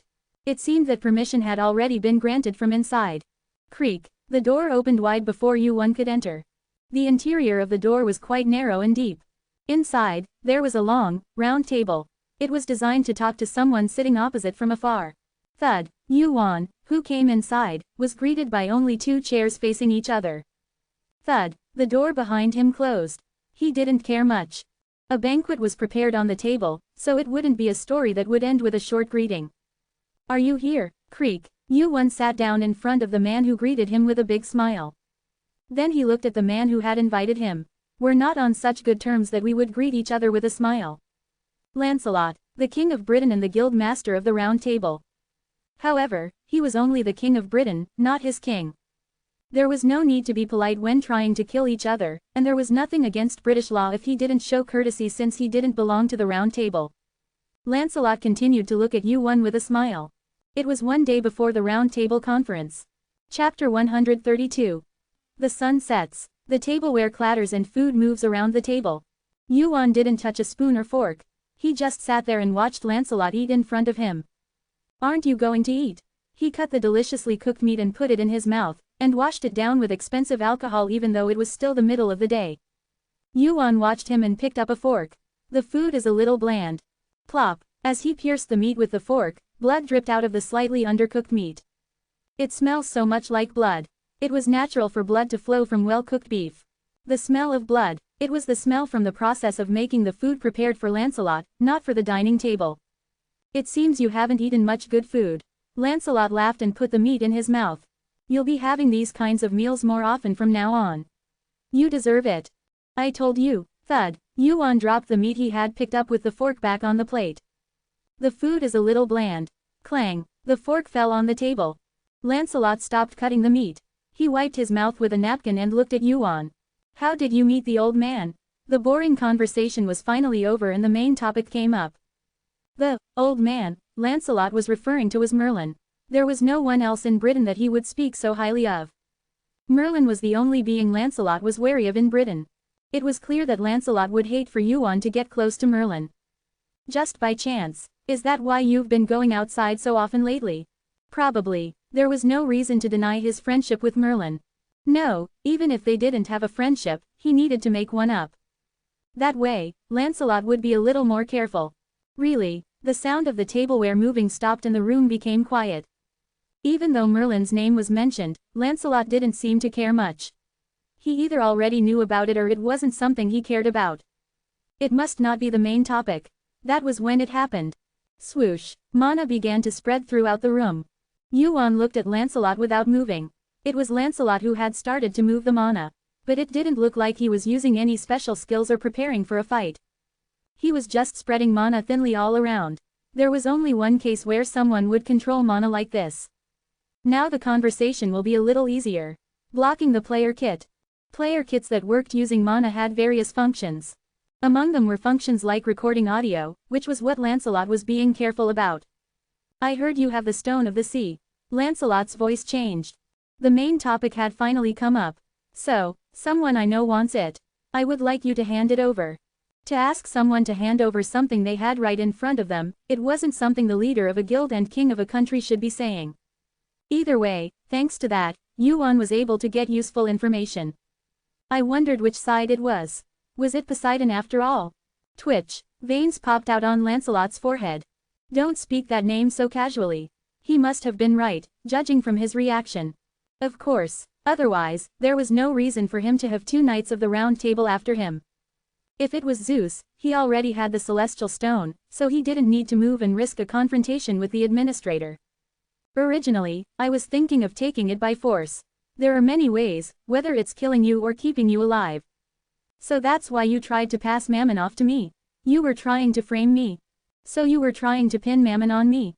Trying to frame me. Anyway, if they fought and beat each other up, it would be a good thing for Yuan. Using Percival to get Yuan to guarantee Mammon, and using Mammon to cause trouble. That was the starting point for Lancelot's plan to pin the blame on Yuan. However, at first, that was my plan. As if it were a headache, Lancelot pressed his wrinkled forehead with his fingers. If only he wasn't Belial's son. Belial, that name held Lancelot's plan back. Certainly, Belial's bloodline was a troublesome opponent, even for the Britons. Demons, by nature, did not necessarily think of their children as real bloodlines, but they did regard them as a kind of important possession. To touch the bloodline of the king of such demons could be seen as a challenge to the demon king. So you changed your approach. To mobilizing the knights. That's right, it'll be difficult to cover up. I was going to kill them anyway once the job was done. I wouldn't care if I lost a couple of guys who were following the King of Knights. You were planning on throwing them away from the beginning. That's right, Lancelot gestured to his neck with his hand. Dead men tell no tales. Really, I felt like I was going to throw up on the table in disgust. But the main point hadn't come out yet. So why did you call me? The Lord of the Sea has shown you mercy. Mercy. If you hand over the stone now and swear allegiance, he will act as if the past never happened and has promised great support. It was an extraordinary condition. Poseidon, who was so stubborn and proud, was reaching out first, even after having his long-desired sea god's stone taken away. Some might hesitate. If you hand over the sea god's stone, everything that happened before would be erased, and you would receive the support of Poseidon, one of the 3 gods of Olympus. However, Yuan didn't pay much attention to his words. What? Clang. As if he had heard enough, Yuan rose from his seat. Did you call me here just to say that? Just that? Lancelot's face crumpled mercilessly. Once again, the master he served had been insulted. Yuan's words were also a clear rejection. Consider my answer a refusal. I've had enough to eat. Why? I'm offering you a deal that can't hurt you. I've heard countless offers like that. You can keep your head and live. Yuan, who had risen from his seat, turned around. Lancelot's neck flushed at his last words. How dare you? Do you know who I am? I could feel his gaze on my back. I know you very well. Before leaving the room, Yuan turned his body halfway and looked at him. You still don't seem to know what you've become. Yuan left the room without another word. Dinner was served, but instead of eating, he took out a piece of hard bread from his inventory. It was enough to fill his stomach. Poseidon reached out first. It wasn't something to be taken lightly.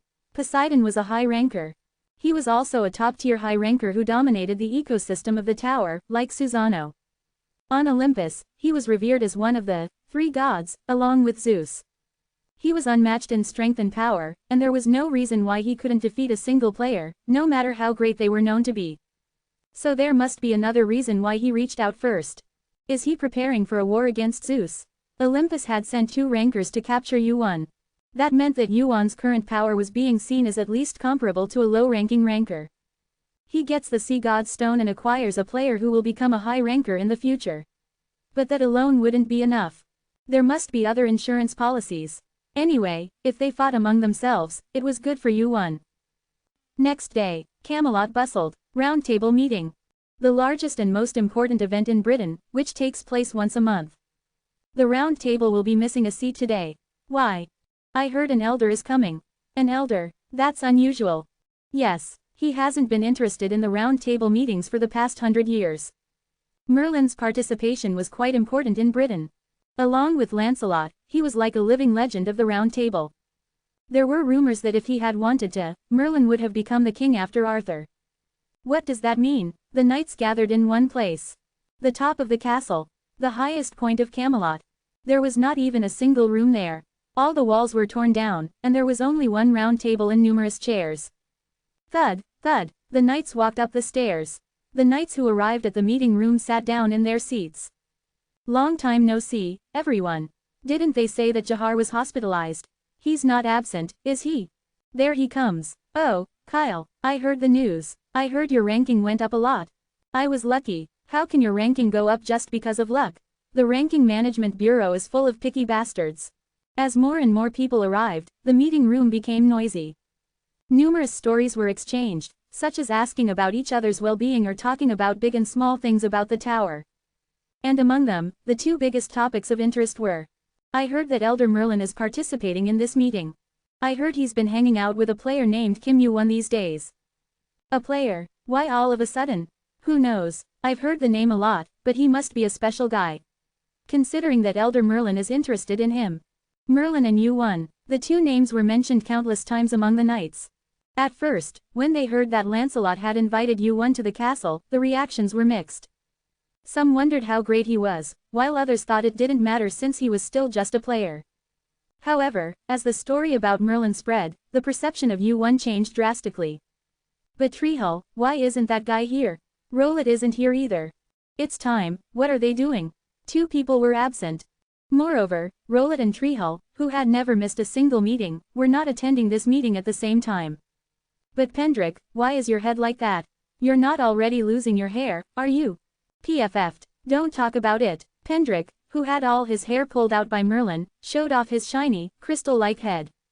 They continued to chat. Thud, heavy footsteps filled the large conference room. By now, they could tell who it was just by the sound of the footsteps. The noisy meeting room calmed down. While everyone stood in their places, the last protagonist appeared. It seems like everyone is here.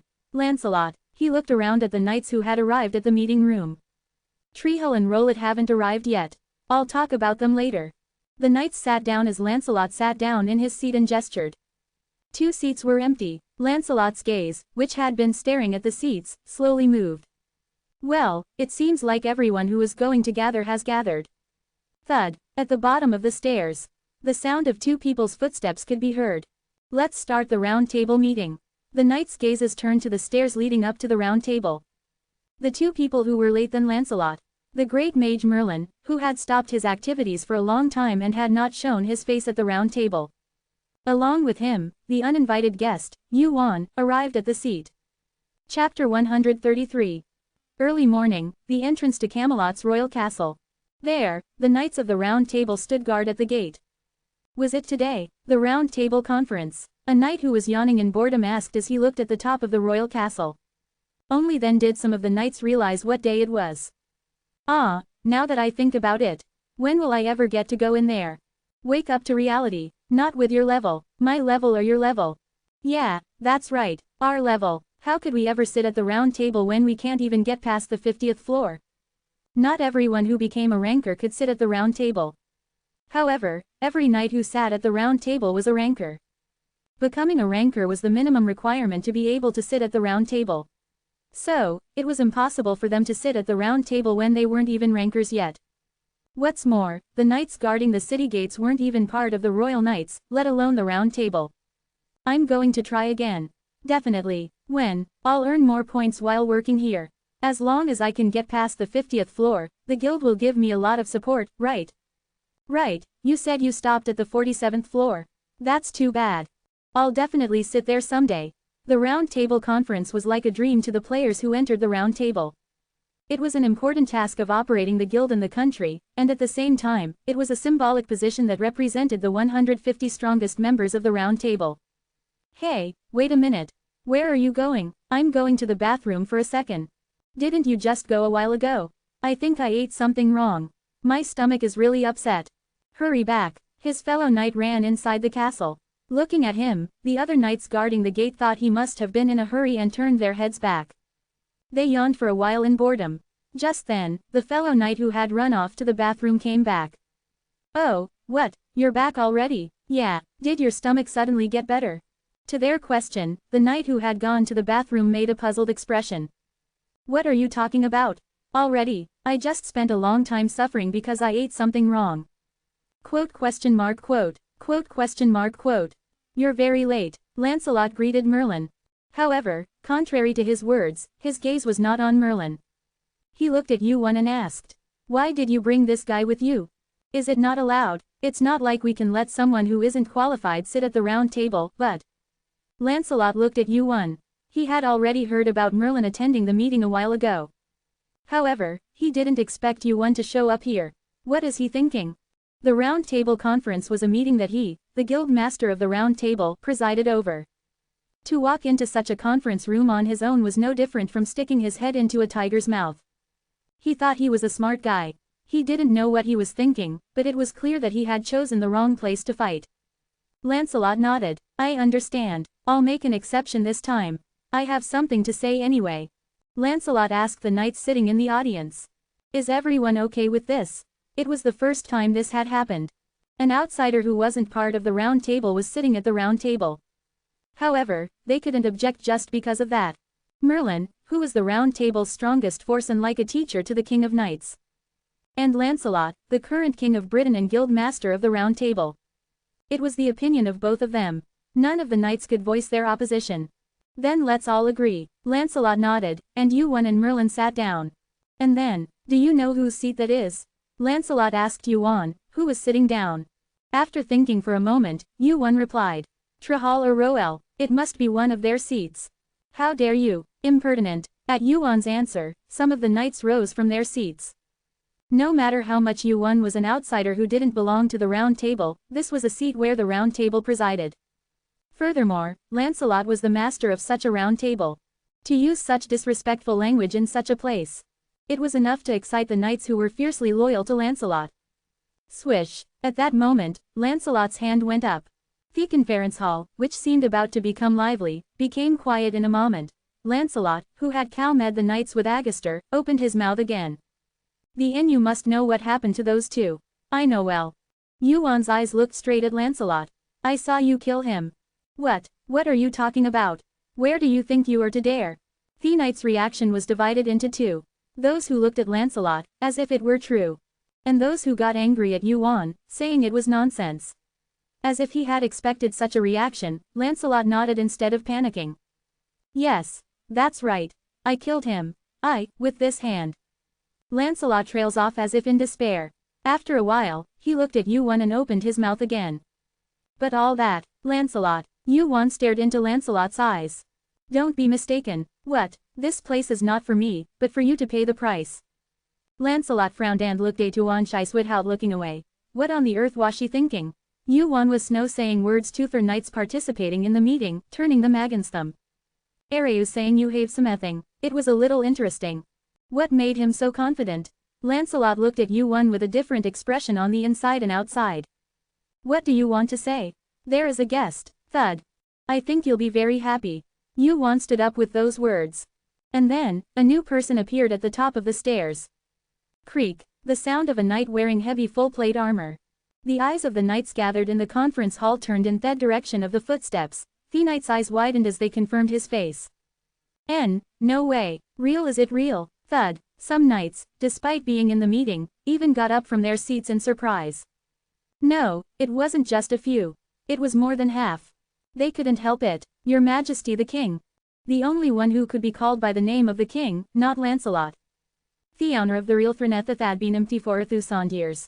Arthur, the blonde and golden-eyed King of Britain, appeared at the round table. Thud. Arthur's appearance made the conference hall even more silent. Arthur sat down in the seat Yuan had vacated. Then, someone opened his mouth for the first time. Real Your Majesty the King. Sir Gawain, the first of the round table, and at the same time, Arthur's right-handman. As he asked with trembling eyes, Arthur replied with a faint smile. Gawain, it's been a long time. Your Majesty. Did you raise your son well? I wonder if you're wearing the sword I gave you then. Your Majesty. Gawain's expression was filled with emotion. The sword that Arthur had given him in secret, telling him to give it to his son when he grew up. Only he and Arthur knew of the sword's existence. Oh, Zidlock, are you already sitting there? The youngest with a runny nose has grown a lot. Coxton, I wonder if you're married. You said you had a woman you liked then. Jilt, you. Arthur looked around the knights seated at the round table. Stories that no one but Arthur would know. As his words continued, tears welled up in the knight's eyes and sobs followed. Your Majesty, where on earth have you been? Your Majesty. Lancelot's eyes wavered at the knight's cries.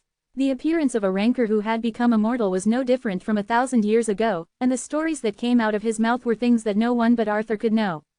However, how on earth? This could never happen. No, it shouldn't have happened. If Arthur sits back here, I'm finished. The one in front of him was definitely not Arthur. It couldn't be. Then, could it be? Lancelot's gaze turned in the direction of U1. The corners of his mouth were slightly upturned, and only then could Lancelot recall the information that Percival had brought. The author is a fake. Thud. Lancelot got up from his seat and shouted. Eyes gathered at those words. Lancelot said, his eyes wide open. There is one more demon that entered Camelot with the impostor. He is of Belial's bloodline. Belial's? Why is that? Wait, surely not. The false monarch, Belial. He was one of the monarchs leading the Demon King's Guild, and he was well versed in the abilities of a doppelganger. If such a Demon King's bloodline were to exist, it would be natural for their abilities as a doppelganger to be outstanding.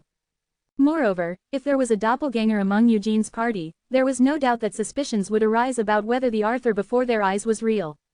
You're saying I'm fake? Arthur looked at Lancelot. Lancelot, who met his gaze, smirked. Yes, you're fake. A doppelganger. I've come back after a long time only to hear such words. Screech. Arthur drew his sword, and at that moment, a brilliant light filled the conference room. Then how would you explain this? That's Excalibur. The symbol of the King of Knights. Your Majesty. I never doubted you. As the sword symbolizing the King of Knights appeared, the reactions that had been somewhat skeptical just a moment ago changed. Information that only Arthur would know. And even Excalibur, the symbol of the King of Knights. There was no room for doubt. That can't be true. Arthur is definitely dead. Definitely. What in the world is going on? The Arthur before his eyes was definitely fake. That much was certain. However, there was no other way to prove that the Arthur before his eyes was fake. If the impostor is a doppelganger. Swish. Lancelot's hand moved to the sword at his waist. His neck will be cut and he will soon reveal his true form. Flash. In the time that seemed to slow down and stop, Lancelot stood up from his seat and lunged forward. Swish. The tip of Lancelot's sword cut Arthur's neck. And at that moment, what are you doing here? Gulp. While everyone was frozen, Merlin moved with Lancelot. Clang. The staff and the sword collided, sending a metallic sound throughout the conference room. Only then did the knights notice Lancelot's attack. Some of the knights glared at Lancelot with faces full of betrayal. Arthur had returned, and yet he had drawn his sword against him. To the knights who had waited for him for 1,000 years, it was no different from betrayal. What is the meaning of this? The person you're facing is His Majesty the King. No, Wang. Along with Lancelot's shout, the mana gushing out of his body filled the conference room. The power that pressed down on his shoulders and the mana that churned his insides. The bodies of the knights who blocked his way staggered, and some of them had their insides turned upside down. UUP. Lancelot crushed the knights with force. Of course, even for Lancelot, it was difficult to subdue all these rancors alone. However, he was confident. The impostor is fake, definitely. He glared at Eugene, who was watching the situation with amusement. What on earth is he thinking? However, it didn't matter. As long as I'm sure, there's no way I'll lose here. He's underestimated me. As long as Arthur was fake, he had no choice but to win. That's how it was supposed to be. It was then. Yes, that's right. Arthur's voice suddenly changed, as if it belonged to a completely different person. And, I'm a fake. Just as you said, I am the son of the Demon King Belial and a doppelganger. Crackle. The skin on Arthur's face peeled back, revealing the face of a man with snow-white skin underneath. The knights gasped in surprise. Lancelot was equally bewildered. He's revealing himself. Why on earth? Even though what he wanted had been revealed, Lancelot felt more fearful of this situation than ever before. While everything that had happened so far had been ridiculous, it had been understandable, but Mammon revealing his identity on his own was something he couldn't understand at all. What in the world was going on? Mammon grinned and shifted his gaze. The real one is this way. A voice as eerie and creepy as if it were crawling with thorns. Mana as dark as it was chilling. The moment he turned his head and met the gaze of a small, bony undead, Lancelot froze in place. Long time no see, Lancelot. Because he realized that he was the real Arthur. Chapter 134. Sir. A completely different sensation ran down his spine from when Marmos first changed his face. At that time, he definitely had Arthur's face, but he didn't feel a great sense of crisis. He was just in a bad mood. But now, it was different. Lancelot was most afraid of that bony, crude undead made of orc bones. And so were the other knights. Really, is it really your majesty? Some knights realized that he was Arthur without any basis. Then, Arthur, who had become undead, approached Marmos and reached out his hand. Arthur holding Excalibur. That moment, flash, blue light emanated from the blade, and a chilling cold filled the conference room. That's right, a piercing light flowed out of the empty space where his eyes should have been. I am Arthur. Arthur's gaze turned to Gawain. Gawain, give your son a sword. Next was Jidrak. Jidrak, I saved you when you were dying on the battlefield. Next was Coxton. And Coxton, I'm sorry I couldn't attend your wedding. King Arthur, the first king of Britain and a great knight who founded the Round Table. I'm undead, a dead man, Death Knight Arthur. He returned to Britain as undead. Phew, Arthur, who had been looking around at the knights he had seen in a long time, turned his head. But Lancelot flinched as his eyes met his. How did you know I was dead? Lancelot hesitated at the situation. Until just now, he thought that knowing about Arthur's death was a great weapon. But now it was the opposite. When did I know about your death? It was difficult to simply deny his existence. There were too many things proving he was real to deny it. Arthur's memories and speech, Excalibur, and the icy mana that symbolized him. They were all the same as the Arthur that the Round Table remembered. I just realized that the imposter was fake. Don't misunderstand me. And Lancelot glanced around. 150, no, now 148 knights. Among them, there were quite a few knights who now served him, not Arthur. There is no other way. If he acknowledged Arthur here, he would be dead. Since Arthur hadn't come back to life anyway, many knights would follow him. Lancelot gritted his teeth and said, I still have doubts about you. Lancelot glared at the one who dared to call his name. Gawain. Long ago, he was called the right-hand man of the King of Knights and held the first seat at the Round Table. His name was on the list of top rankers, and he had the loyalty to follow Arthur's orders even to his death. Even if you are the dead, how can you say such a thing to the one you served as your lord? Apologize right now. Sir Gawain, how can you show such an attitude to me, the current king of Britain? What, you think that seat is yours because you've been king for a few years? Those few years are 1,000 years. Besides, what do you believe in the imposter? Clang, that was when Arthur twisted the handle of Excalibur he was holding, separating it from the blade. You need a seal to become king. A golden ring came out of the separated sword. Arthur, who took it out, asked. Lancelot, do you have this seal? Of course. Lancelot's expression hardened as he tried to take the seal out of his arms. His breath caught in his throat, and he finally realized that he had fallen into a trap that had been spread out tightly. The seal, it was an object that only existed in two forms. You told me that you received it from me.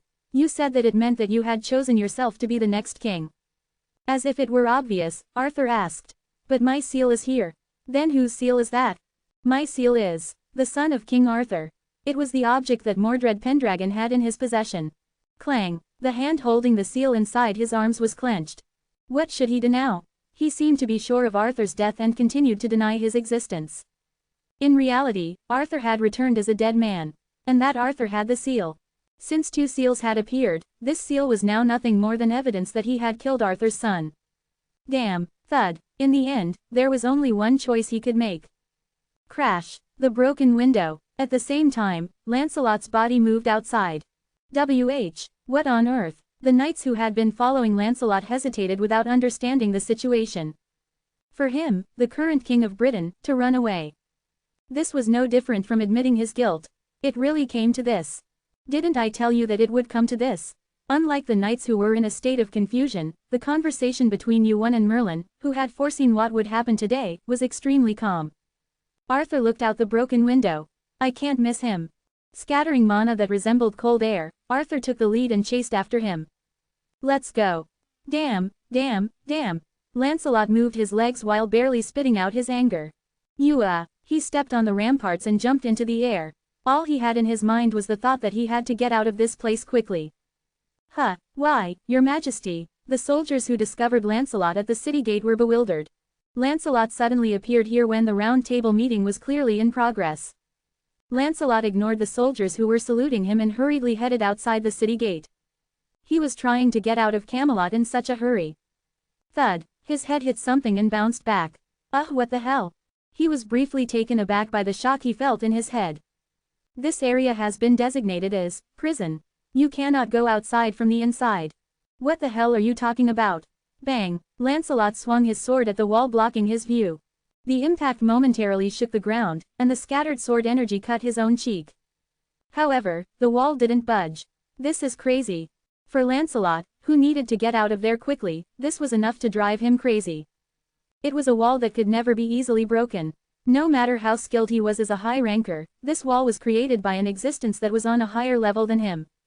Lancelot discovered the red line on the floor that made up the wall. Camelot was already surrounded by a huge magic circle. There were only a few rankers in the entire tower who could create a wall like this. And there was one of those, few, in Britain. Merlin. It was clear that he had created this wall. However, even for Merlin, it was impossible to create a magic circle of this level throughout Camelot in such a short time. He must have created it over several days at the least. If so, it wouldn't be easy for Lancelot to break through this either. Whose idea was this? There was no way that Merlin, who had been tending to his garden for 1,000 years, would suddenly do this. He might be called a grand magician in terms of magic, but he wasn't that kind of strategist. One person came to mind. Kim Yuan, that bastard. That's right. Swish. Lancelot's head turned. A familiar voice. If it had been anyone else, he wouldn't have been so tense, but he couldn't be like that against the man who had appeared before his eyes. That's what that guy said. He said I should tell everyone what you did in front of everyone so that your position would be shaken. It was true. If it hadn't been the round table, but some other place, he would have found a way to buy some time and come up with another plan. But at the round table meeting, which could be said to be everything to the round table, the knights learned of Lancelot's betrayal. Moreover, by confirming Arthur's death, he had all but admitted that he was involved in Arthur's death. Was it you, old man? The one who hid the doppelganger? It doesn't matter to you, but it would be troublesome if others found out. It was strange. No matter how much Belial's blood he had, none of the 150 knights had noticed the doppelganger's transformation. But if it was Merlin, it wasn't impossible. The extent to which he could hide the flow of mana used to transform the doppelganger was nothing to Merlin. Just one question. Cuckoo, cuckoo. His shoulders were crushed, and the ground beneath him caved in. Lancelot frowned at the pressure on his body. Only then did he remember. The Great Mage. That was Merlin's other name that had been forgotten for the past 1,000 years. Why did you do that? Why? Lancelot raised his sword. No matter how much of an opponent Merlin was, he himself was now a high ranker. Now, it was time to fight. I wanted to be king. It was Lancelot's old desire. King, the one who received everyone's respect and admiration, and ruled over them. That was all Lancelot wanted. Really. Swoosh. Lancelot's sword tip moved in the midst of the overwhelming pressure crushing the ground. And, that's such a hot answer that it's steaming. Merlin's fingers moved together. Clack, clack, quote exclamation mark quote. Lancelot's sword stopped. Before he could even swing his sword properly. It felt as if a strong thread was wrapped around his sword and wouldn't let go. You became a high ranker, was it about 50 years ago? Crash, crash, numerous invisible threads bound Lancelot's body. In an instant, Lancelot's limbs were bound tightly and sweat dripped from his forehead. You're just a kid who has a long way to go, but you're already talking back to this old man. Groan. Lancelot's face turned red. His face gradually turned purple, and his eyes lost their whites. Hiss, hiss, an ominous mana flowed. Merlin reached out his palm toward Lancelot. That's what that guy said. Bang, as his hand clenched, pressure was applied to Lancelot's body. Groan, he said a monster lives inside your body. Perhaps that was why Lancelot had betrayed Arthur. Thud, thud, the pressure grew stronger and stronger. Lancelot struggled against the pressure that deepened as more magic power was added. Gasp. Just when his body felt like it was going to burst. Click, click, click. The threads that had been wrapped around Lancelot's body snapped and his sword began to move. Slash. A sword strike that slashed downwards. Cuckoo, cuckoo. The ground where Merlin was standing split open, and something like a deep cliff appeared beneath it. Merlin didn't fall down, but stood there, floating in the air. Indeed, Lancelot, who had cut all the threads. His whole body had turned purple, and his eyes were pitch black. And from him, he really is a monster. Neither magic power nor demonic energy. An energy that was neither flowed out. Chapter 135. Floor 66 of the tower. Pure white clouds were spread out on the floor instead of the ground, and the sky was a world without night. And below that, a huge temple reminiscent of a castle was built. White walls and ceilings. A place where beautiful singing voices continued without ceasing. Thud, thud, heavy footsteps echoed there. Huh. Oh, C's throne, this is. Several rankers came out and blocked the way of the guest who had suddenly arrived. A 2-meter-tall giant with flowing blue hair. With each of his steps, the ceiling of the temple shook. As a dozen or so rankers blocked his way, the man's steps paused for a moment. Are you going to keep blocking me? Eyes resembling the sea scanned the bodies of the rankers. A heavy pressure was transmitted to their bodies. They felt as if their lungs were about to be crushed at any moment, and they tightened their grip on their weapons and drew on their magic power. It might be different in other places. It was impossible to let him inside here. A blue-haired giant, the throne of the sea and one of the 3 gods of Olympus. Poseidon's eyes drew a line. I'll take that as a yes. Cough. Ah. Blood spewed from the mouths of several rankers. Their lungs were crushed, and their bodies felt crushed. At the same time, the temple was filled with moisture and the atmosphere began to shake. That moment, let him in. A voice came from below the ceiling. Kuk, Hyok, Hyuk. The magic power that had filled the air disappeared, and the force that had crushed their lungs was released. Thinking that they had survived, the rankers collapsed to the floor, relieved to be free from the pain. If you block me again next time, it won't end with just a warning. Poseidon glared at them and began to walk. The deepest part of the temple. Inside, a space appeared where the ceiling was blown out and the sky could be seen. You're here. You don't even come out to greet me anymore. A man with golden hair tied up and his body covered in white cloth.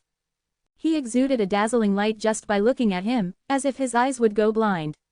His face, which was so beautifully sculpted that it was beyond handsome, was famous throughout the tower.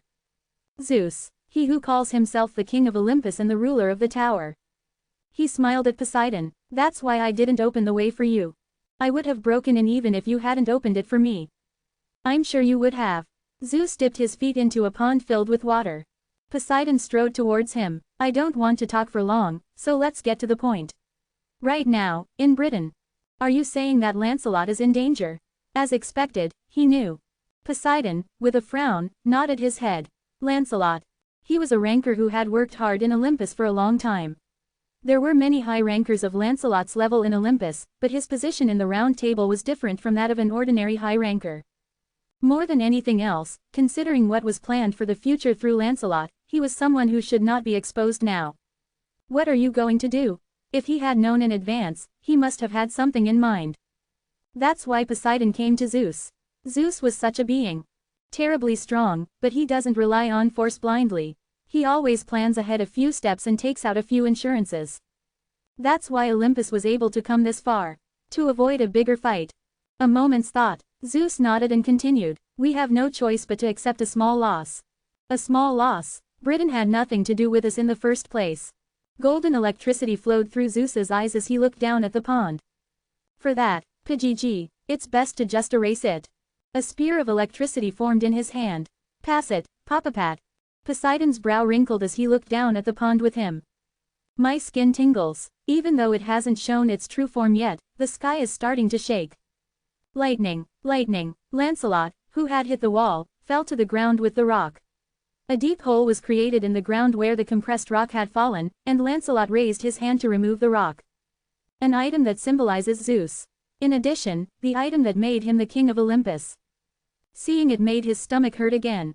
If he had gotten the sea stone, he would have had such an item. Erase Camelot from the map. It was a clean method. However, there was a problem. The administrator won't just let it be, will he? I've already talked to him. Zeus was one of the few who could talk directly to the administrator. He had already spoken to the administrator since the incident had occurred. What happened? At Poseidon's question, Zeus's gaze turned back to the surface of the pond. One step, on the slowly flowing water surface.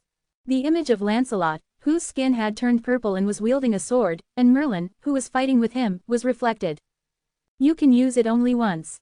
His head was hot. He only had one thought. I want to be king. Thousands of threads spread out before his eyes. He swung his sword at it. Screech. Eek. Tee. The city gate. What are you surprised about? Get out of the way for now. The city gate was cut along with the thread. The city gate and the city wall fell to the ground. The knights rushed to protect the soldiers. However, King Lancelot himself did not care about the dying soldiers. Merlin frowned at the sight. This damn bastard.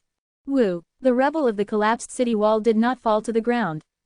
As Merlin moved his hand, the heavy rocks that were falling down stopped in place. And at that moment, scratch, drip, the front of Merlin's chest was cut. Blood did not flow. The magic surrounding Merlin's body was so strong that he was not cut to this extent. Are you crazy? I'm fine. Lancelot's eyes flashed. He didn't seem to have lost his mind, and he answered in a calm voice. I am too. He knew that he was different from usual. But it didn't matter for now. The means or methods didn't matter. For now, he had to get out of here first. The King of the Round Table declares his territory. A certain amount of penalty is applied when attacking a target within the designated space. Tut, tut, tut. A penalty was applied to Merlin's body as he tried to use the skill. It was a skill that created a much more advantageous situation for those who attacked him within the territory of Britain. You're using dirty tricks. Whoosh. Merlin prepared his next attack as if he didn't care about the penalty. Clatter, clatter, clatter. Rocks lifted up using gravity. They clumped together and shrank to 1/10, 1/100th of their size. Where? Swish. Pick. One of the flying rocks was cut. Lancelot looked at Merlin with an expression that asked what he was doing.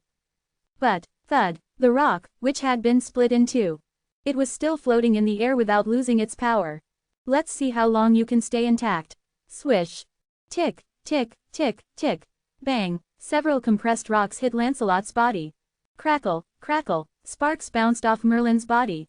However, there were plenty of ways to protect his body from the penalty. This was not the omnipotent power flowing through the tower, but Lancelot's skill. Merlin continued to fly rocks without resting, protecting his body with another magic. This time, rumble, rumble, rumble, the ground was pulled up, and a chunk of land hundreds of meters long was compressed into a single point. It's going to hurt a little more. Pop, crash. The rock that hit Lancelot's body threw his body backward. He stopped when he hit an invisible wall. Bang. This area is designated as prison. You cannot go outside from inside. Prison. A huge prison that made up the capital of Britain, Camelot. It was what kept Lancelot from going outside. Whoosh.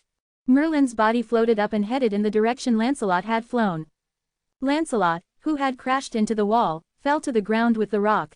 A deep hole appeared in the ground where the compressed rock had it, and Lancelot raised his hand to clear it away. Bam, thud, the rock rolled sideways with a dull thud. Merlin clicked with that brute force. Is this what I get for being a high ranker? Where in the world did that kind of power come from? Even after being hit by several rocks, Lancelot did not seem to have any major injuries, even thought his body should have been torn. There were no holes, and there was no excessive bleeding.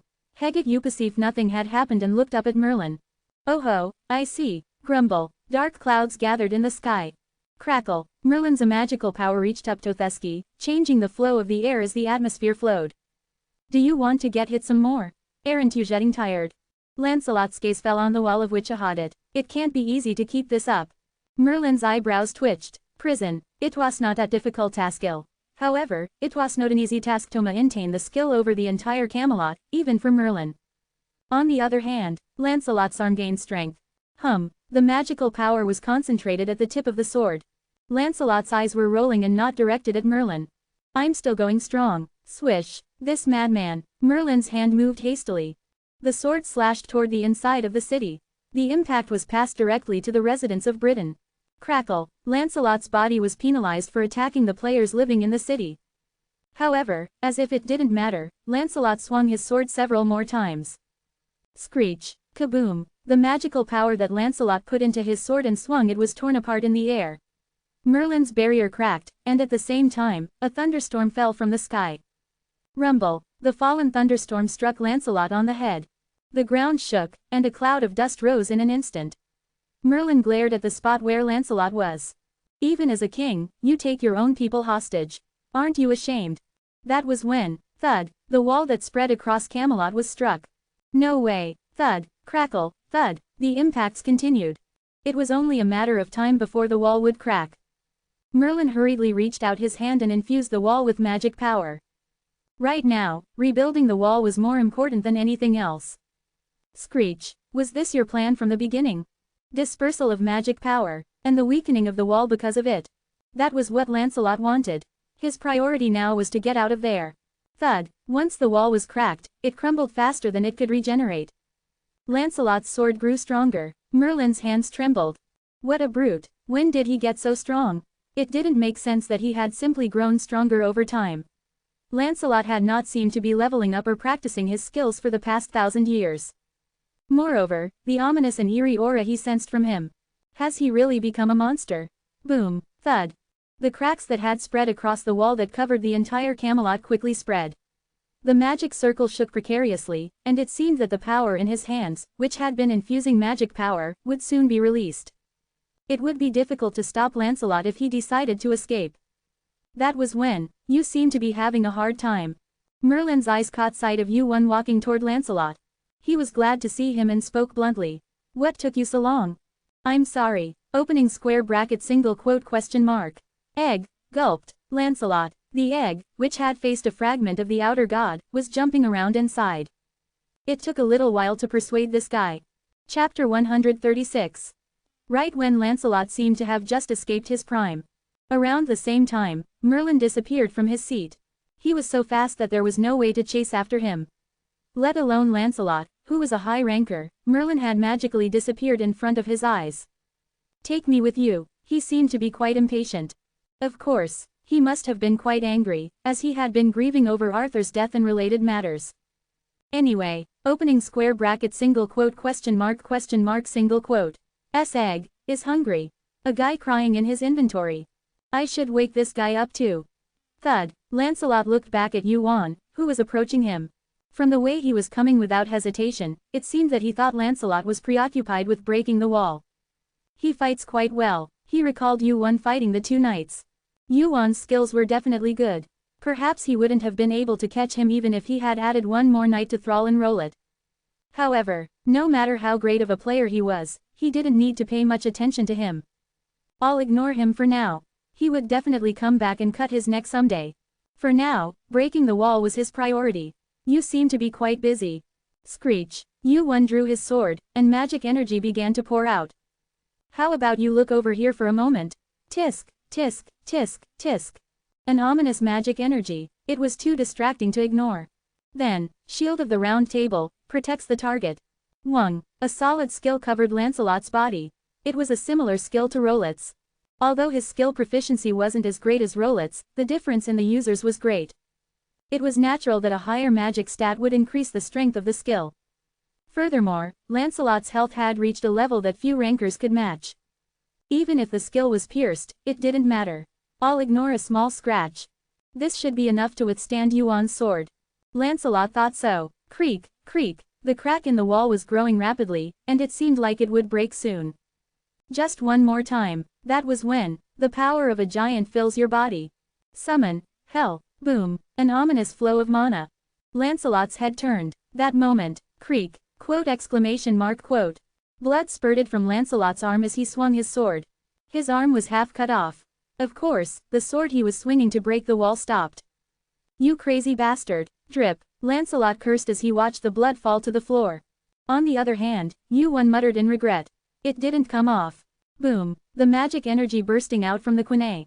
And the monstrous strength pouring out of the giant transformation. And even magic power. Yuan, who had explosively unleashed his power in an instant, tried to cut off Lancelot's arm in one blow. Unfortunately, the result was disappointing. Noom. But, do you think you can just focus over there? Thud. Lancelot's body turned. He had forgotten about him. No, there was one more undead. Swish. Clang. 2 swords collided, and Lancelot's arm trembled. It was a pretty heavy sword to block with his half-cut, dangling arm. He was just a ridiculous-looking undead with the head of an orc, but his core was not to be ignored. Arthur, I've been waiting for this day. Crack, creak. The icy magic power flowing through the sword froze Lancelot's arm. The moment I would kill you. Never. Thud. For the first time, he clashed swords with Arthur. It didn't feel like anything special. You're not the Arthur I know. Roar! Arthur was pushed back by the magic energy pouring out of Lancelot's body. I am not the me you knew. Clang, creak, as the swords clashed, Arthur's arm shook. Even though it was already ragged, Lancelot's sword was still stronger than Arthur's. Cheek. About half of Arthur's head was split open, and skull fragments fell to the floor. And in the meantime, anyway, it's enough to buy time. Waruruk. The surroundings were blazing. For a moment, Lancelot mistook the situation for Merlin's magic. But no, the type of magic power, the quality, everything was different. He felt a sense of familiarity and fear, two contrasting emotions at the same time. I'm going to be eaten. Waak. A massive flame engulfed Lancelot's body. Kuek. You have to run away. A voice-like sound flowed into his head from deep within. Waruk. The flames intensified. Why on earth? As he looked at the flames, a fear arose from the depths of his heart. Run away. Run away. Instinct and reason made different judgments. As if two different personalities were clashing with each other. Why should I run away from such a fire? I'm not Merlin, am I? His opponent was a player who had not yet become a ranker. He couldn't believe he was feeling fear from such a guy, not even Merlin. Shut up, Quadic. His arm twisted and his sword screamed. He swings it. Lancelot's sword, with its eyes turned upside down, carried the power of a double-edged sword. At that moment, Kwang, Joruaic, along with the flames that enveloped Lancelot's body, the wall of the magic circle created by Merlin was cut down. That's it. The wall was finally broken. There was no need to look back now. If he could just escape this place, it wouldn't be impossible to return to Britain later. Lancelot hurried toward the city gate. No, he tried to move. At that moment, Waak, Yuan jumped out of the flames that had been cut by Lancelot's sword. Jang, quag-a-gag, the two swords collided, and Lancelot's body shook. He was briefly pushed back by the sudden attack. Almost at the same time, Arthur rushed in from behind. Swoosh, Lancelot stretched out his remaining hand. Quack, he grabs the sword, stabbing him in the back with his bare hand.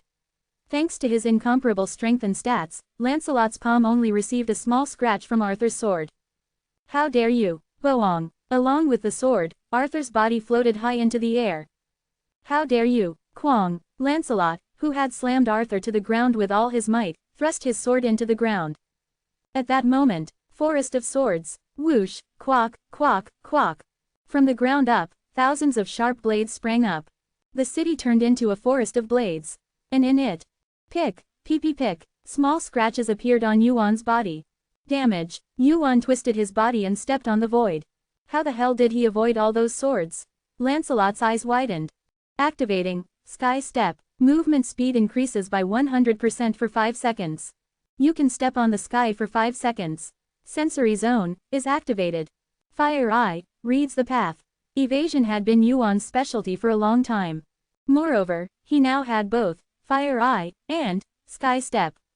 No matter how widespread the attack, if there was a small gap, he could avoid it. That kid. In Lancelot's view, the sword moved diagonally. It was quite far, but it was close enough to cut. A sword held in both hands. But the feeling of swinging it was different from usual. Chichik. Unlike usual, the sword felt as heavy as 1,000 pounds. Naturally, the power and speed of the sword decreased, and his vision became clouded. Something was interfering with the sword's trajectory. Water. J-joke. Cheek. Along with the water, buildings were cut down following the trajectory of Lancelot's swung sword. However, Yuan, who was already his target, was not there. That was the result of his swordsmanship slowing down and weakening. Thud. Lancelot, who was trying to deal with his staggering opponent in one breath and escape, looked at Yuan, who had landed on the ground that had become flat again as the effect of the forest of swords skill disappeared. He called him a kid, but the feeling was completely different. What the hell is this?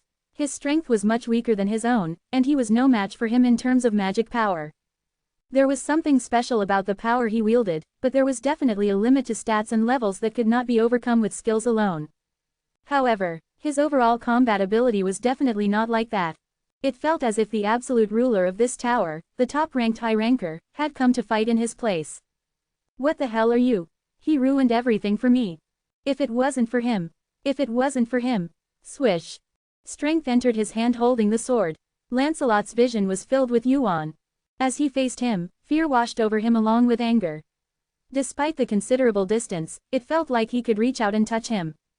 No, It was the opposite. It felt like Yuan could reach out and touch him. A creepy feeling. Yuan's mouth opened then. It's your turn now. Who was he talking to? Arthur and Merlin were the only ones here. Arthur was already almost out of the fight. Merlin just stood there with his arms crossed, as if he didn't want to get involved in this fight. Run away. The noisy voice rang out again. The true nature of his fear was this. Shut up, Lancelot shouted. Fear. He was feeling fear toward a player who wasn't even a ranker. Bang. His foot kicked the ground, and his body lunged forward. Lancelot ran straight toward Yuan. Escape. That was something that had already been pushed aside. It felt like he wouldn't be able to stand it until he tore this damn player in front of him to pieces. But, I guess you chose death in the end. Squirm. Lancelot's body, which had been running at a fast speed, stopped, and his upper body staggered forward. What? Did Merlin cast some kind of magic? Lancelot looked down at his feet, which were tightly bound. And that moment, clack, clack, what the? Black darkness covered the ground beneath his feet. And in it were eyes that were closed and a few eyes that were open. And, crunch, clack, clack, teeth that were chewing on his feet in it. An egg of has appeared. There was a saying in the world I lived in. Before he came here, Yuan had made a threatening offer to the egg. If you don't help me, you won't have anything to eat either. He who does not work shall not eat. Whether one threat was better than several persuasions, the egg finally responded. It's a little late because you're such a scaredy cat, but the timing is perfect. Clack, clack, og. The teeth had moved past his ankles and were now biting at Lancelot's thighs. Being eaten alive was not a problem of pain. Fear. Regret for life and fear of death made him overcome the pain and abandon his honor and pride, which were all he had. Spare me. Maybe. He might spare me if I beg and plead earnestly. There was a 1 in 100 chance. No, even if there was a 1 in a million chance, he had to hope for it. Please. I'll do whatever you tell me to. Thrall, roll it. Behind Lancelot, he heard the raspy and cold voice of the undead. And Mordred Pendragon, his son's name. The moment he heard that name, Lancelot had no choice but to give up the little hope he had left. That's why you have to die. Squirm. The egg of has devoured Lancelot of betrayal and greed. Chapter 137. Chomp, chomp. The sound of bones being chewed on was never pleasant to hear. The sound made when a monster eats another monster or a person. However, the sight before his eyes now was even more grotesque. It feels different from when I ate the Orochi. It wasn't just a simple difference in how it felt. It took much longer now than when he ate the large Orochi. It seemed as if it was taking more time to chew, swallow, and digest, as if it was eating more food. Is it savoring it? It wasn't a very pleasant sight. Of course, he also thought that it had brought this upon itself. After a while, chomp, with the last remaining piece of bone, Lancelot's body was completely digested by the egg. At that moment, the hatching rate of the egg of is increasing. Hatching rate, 68.29%. An increase in the hatching rate. Was it because it had eaten for so long? After a long time, the egg sent a message of satisfaction, as if it was talking about being full. The egg of is patting its belly. The egg of is singing a song. The egg of it was acting as if it was possessed by a god. It was now close to 70% of its hatching rate. The rate at which the hatching rate was increasing was certainly higher than when it had eaten one of the Orochi's heads. I'll be able to hatch it soon. The egg of unknown origin was definitely related to the outer gods. In addition, the hatching rate increased as it ate them and grew. At first, he wondered how he would be able to increase the hatching rate, but now he could think of several ways. It would be soon now. Then, another message appeared amidst the messages of the egg acting as if it was possessed by a god. You have defeated Lancelot of betrayal and greed. The throne of the King of Britain has become vacant. 10 days remain until the new king selection ceremony. You can obtain the title, King of Britain, if you receive the approval of more than half of the votes. Level has increased. Agility has increased by 2. Health has increased by 1. 200,000 points have been acquired. Quote? Yuan had a bewildered expression on his face at the sudden messages. He hadn't passed the test, nor had he hunted a monster. But his level had increased and he had gained points. Was it recognized as a boss like the Orochi's head? This is the first time I've heard of this. The name wasn't just Lancelot, but Lancelot of betrayal and greed. The outer gods each had names that reflected their own nature and characteristics. The foolish chaos that desired the tower's chaos and destruction, despair that closed off the sky, frustration that sank into the swamp, the unborn. And the name, betrayal and greed, was a perfect fit for Lancelot. He definitely had the seeds of foolish chaos planted in him. Perhaps it was a seed related to greed. The outer gods that have entered the tower have a system in place. This wasn't bad news. He was going to run into the outer gods many more times in the future. The same went for foolish chaos. If he could level up and get rewards every time he caught them, his growth would be further accelerated. Name, Kim Yuan. Level, 97. Strength, 99. Agility, 95. Health, 99. Senses, 99. Magic power, 102. Points, 1,547,600. With the points he had just gained, his points exceeded 1.5 million. It was quite a high number. In addition, there were only 3 levels left until he reached level 100, and all of his stats, except for agility, had reached 99. Not bad progress. It was time to use his points. More than anything, he needed to get the materials for the item he was going to create using the Sea God's Stone. What was that? Yuan turned his head and looked at Merlin. He was the one who had been watching the whole time since he had appeared. At first, it seemed like it would help, but it stopped moving the moment it cut off Lancelot's arm. And that's when it happened. Merlin's gaze at Wu Yun changed. I knew he wasn't an ordinary guy, but he's just like that guy. Merlin's gaze turned to where Lancelot had been. Bloodstains dripped on the ground. Merlin quickly shook his head and corrected himself. No, he had a monster much bigger than that guy. Did it look like that? Yeah, tell me, Lancelot, what was that guy, and what was that just now? A being from outside the tower. Quote. Outer. Outside. There was no other way to describe them except with that short word. Just know that much. I don't know the details myself. Wu Yun didn't know much if he was asked what the outer was. Beings that came from outside after the tower walls collapsed. Beings who destroyed all the worlds and broke the boundaries. Wu Yun didn't know how to explain them. Rather than that. Kuruer. Wu Yun looked up and gazed at the sky. It's not over yet to feel relieved. What are you talking about? Merlin's gaze followed Wu Yun. Dark, thick clouds. It had nothing to do with the skill Merlin had used. Was it going to rain? However, the movement of the clouds was unusual for that. One step, dark clouds filled the sky. A hot current of electricity and magic power spread in the atmosphere. It was a familiar phenomenon. One step will fall. One step. Merlin still didn't seem to realize the situation. However, he seemed to have noticed that something serious was going on. The throne of lightning. Warwick. His reddened eyes gleamed. The 3 gods will come. If it's the 3 gods. Clouds and lightning, there was only one 3 god who symbolized it. Merlin's eyes widened as if they were about to tear. He looked as surprised as when Arthur returned as an undead. Are you talking about Zeus? As expected, the destruction of Camelot begins. In 10 minutes, lightning will strike Camelot. Block the lightning. A sudden test. It was sudden, but the difficulty of the test was ridiculously high. So this is how it ends. After Lancelot's fall, he thought there would be some kind of reaction.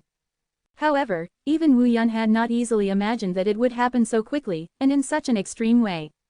To try to blow up Camelot whole. Judging from the fact that it's registered as a test, it means that the conversation with the administrator is over. He must have done everything he could to reduce the penalty. Even for Zeus, it was difficult to have this much influence on the 25th floor. It was about wiping out Camelot, which had a population of hundreds of thousands, not just 1 or 2 people. The fact that he had registered blocking the lightning as a test must have been because he had the penalty in mind. Is it really Zeus? That's right. There's no one else in this tower who can cast lightning as powerful as mine. At those words, Merlin no longer doubted that this test was from Zeus. The enormous magical power he felt beneath the clouds.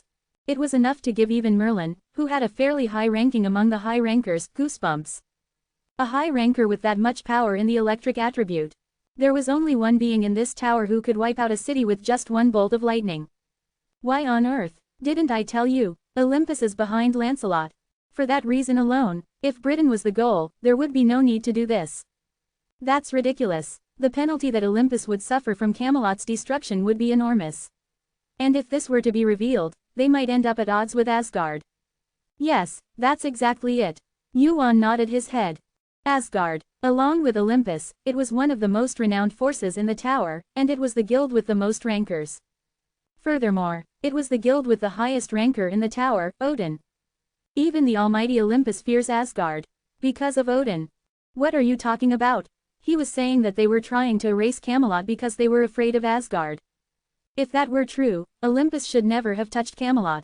Crackle, there wasn't much time left. 10 minutes. No, a minute or so had already passed in the meantime. The moment that thing fell, Camelot would disappear without a trace. We don't have time to chat leisurely. Wong. Merlin raised his hand. Wong, wong wong, wong wong wong. A circular magic circle appeared in the air. The magic circle, which was a dozen meters in diameter, instantly increased to hundreds, then thousands. Magic circles began to fill the sky. Yuan looked at it and was slightly impressed. It's been a while since I've seen that. He was the one who knew more about magic than anyone else in the tower, and he had more skills than any other ranker. He had learned and mastered 10,000 skills, and he had created 10,000 skills himself. Grand Mage. Merlin's title was not something he had earned for nothing. But that won't be enough. Zeus's thunderbolt had the power to rival all the skills in the tower combined. Even if he concentrated all his magic power into one point, he would barely be able to block it, and there was no way he could block Zeus's thunderbolt, which dispersed his magic power like this. In 5 minutes, lightning will strike Camelot. Time passed quickly. Merlin gritted his teeth. Isn't there any way? A way to crackle, crack. Yuan looked up at the sky. The lightning flashing in the clouds grew larger and larger. After thinking for a moment, Yuan nodded his head. There is one way. If there is, do anything. Hurry. The way isn't with me. What are you talking about? Kururuer. The clouds flashed. Yuan was still looking at it. Is the answer going to come out just because you're staring at it? That damn lightning.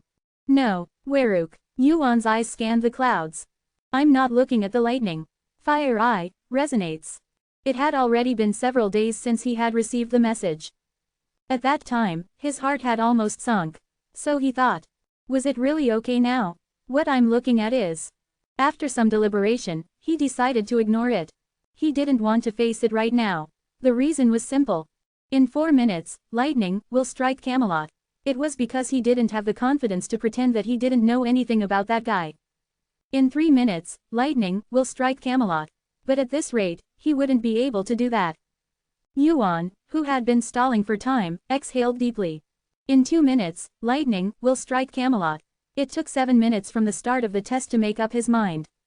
Hey, do you see that? Could you? Yuan's eyes finally looked straight at the guy in the clouds. Help us. Sun Wukong's 12th eye looks at you. Chapter 138. His mouth hung agape. The sage equal to heaven's 12th eye looks at you.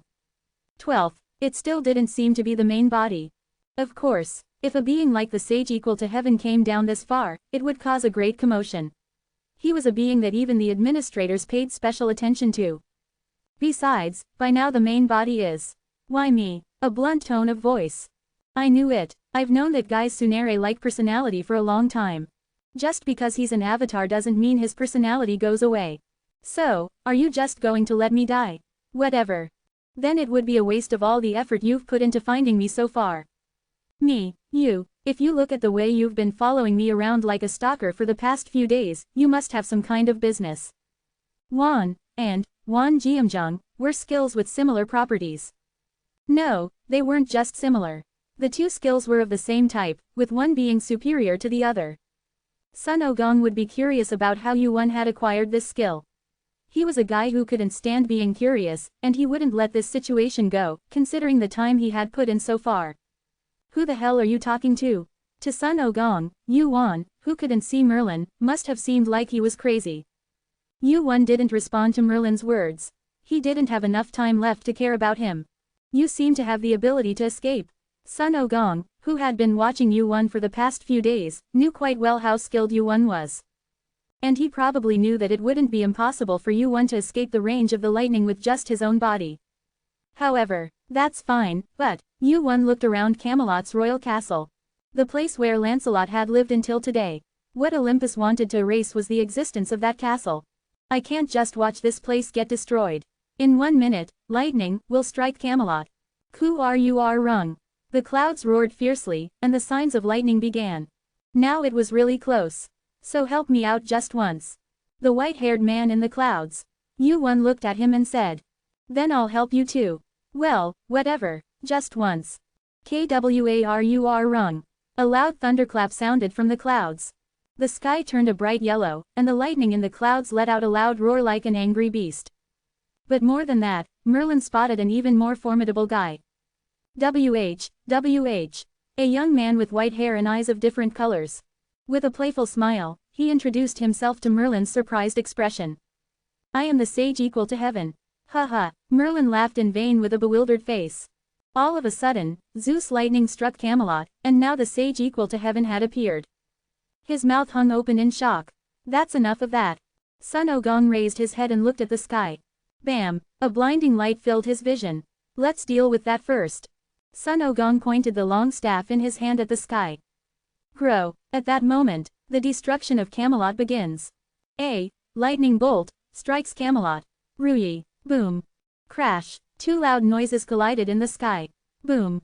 The giant staff and the lightning bolt from the sky collided, with Merlin's magic circle between them. With a deafening crack, the magic circle shattered in an instant. Ah! Blood spewed from Merlin's mouth. The sudden, brute force shock to the skill he was infusing with magic power had been transmitted to Merlin's body. Sun Ogong's Ruyi Jingu Bang and the lightning bolt collided and shook. It was truly a formidable force. Wu Jin looked at the Ruyi Jingu Bang and the lightning bolt colliding in the sky. The power has weakened. Just a moment ago, it was a lightning bolt that seemed like it would annihilate everything beneath the sky. However, due to the collision with the Ruyi Jingu Bang, the lightning bolt's power had weakened considerably. After one big collision, it was like the brakes had been applied to a speeding car. However, a look of bewilderment crossed Sun Ogong's face as he confidently swung the Ruyi Jingu Bang. This thing is strong. Crack, crackle, cracks slowly began to form on the Ruyi Jingu Bang. Although it was a replica created by a skill with a clone, the Ruyi Jingu Bang was the Ruyi Jingu Bang. The power of the lightning bolt was enough to crack it. As expected of Merlin, no matter how limited the penalty was, the opponent was the main body of Zeus. On the other hand, the one here now was Sun Ogong's 12th clone. Although he could offset some of the shock, it was difficult to completely block the power of the lightning bolt. Just then, BOOM, right hand, the item made of black soulstone, quine, reacted. It was a similar reaction to when he had gotten close to the sea godstone inside the big turtle's body. No, it's a little different. Boom, crackle, Quine's eyes opened. Wu Jin, who had been staring at Quine's eyes for a moment, moved his feet. THUD, just hold on a little longer. What are you talking about? Hold on to what? Hey, where are you going? Hey. Bam, bam, bam. Wu Jin ran up the side of the Ruyi Jingu Bang. Sun Ogong, who had a lot to ask Wu Jin, shouted in surprise at his sudden action. If he continued to climb up the Ruyi Jingu Bang like this, he would reach the lightning bolt. Damn it, Sun Ogong irritably put strength into the Ruyi Jingu Bang. If he continued to go up like that, Wu Jin would definitely be struck by lightning and die. At least, that was the case with Wu Jin's abilities as far as Sun Ogong had seen them. There was one variable. Do I trust that guy? It was the monster that had eaten the high ranker, Lancelot. It was the monster that had just devoured the high ranker known as Lancelot. It sounded like the voice that had been heard when Quine had first been completed. What is he? What kind of being is he? Even though he had lived for a considerable amount of time and existed as a high ranker, Son Goku could not tell. Kim Yuan. He was a guy who was nothing but a bundle of questions. And to solve all those questions, he had to survive. Thud. Yuan had almost reached the end of the Ruyi Jingu Bang. The thunderbolt that was clashing with the Ruyi Jingu Bang. Yuan's figure could be seen being sucked into the swarm of bright yellow light. That guy's going to die. Flash. One of Son Goku's eyes turned red. Yuan's figure was closely illuminated through the fiery eyes and golden gaze. Then, in Son Goku's eyes, he saw Yuan buried in the bright yellow electric shock. What? Son Goku blinked his eyes in confusion. Yuan did not disappear, burned by the electric shock. Rather, it was the opposite. What was disappearing was the thunderbolt that Zeus had cast down. Crackle, crackle, crackle. What the hell is that? Crackle, crackle, crackle. My whole body is tingling. Even though I wrapped my body in magic power and pushed out the power of the thunderbolt as much as possible, this was the extent of it. Perhaps if it hadn't been for the fact that most of the force was cancelled out by Son Goku's Ruyi Jingu Bang, it would have been several times more dangerous than this. The cloves of the four spirits resist electricity.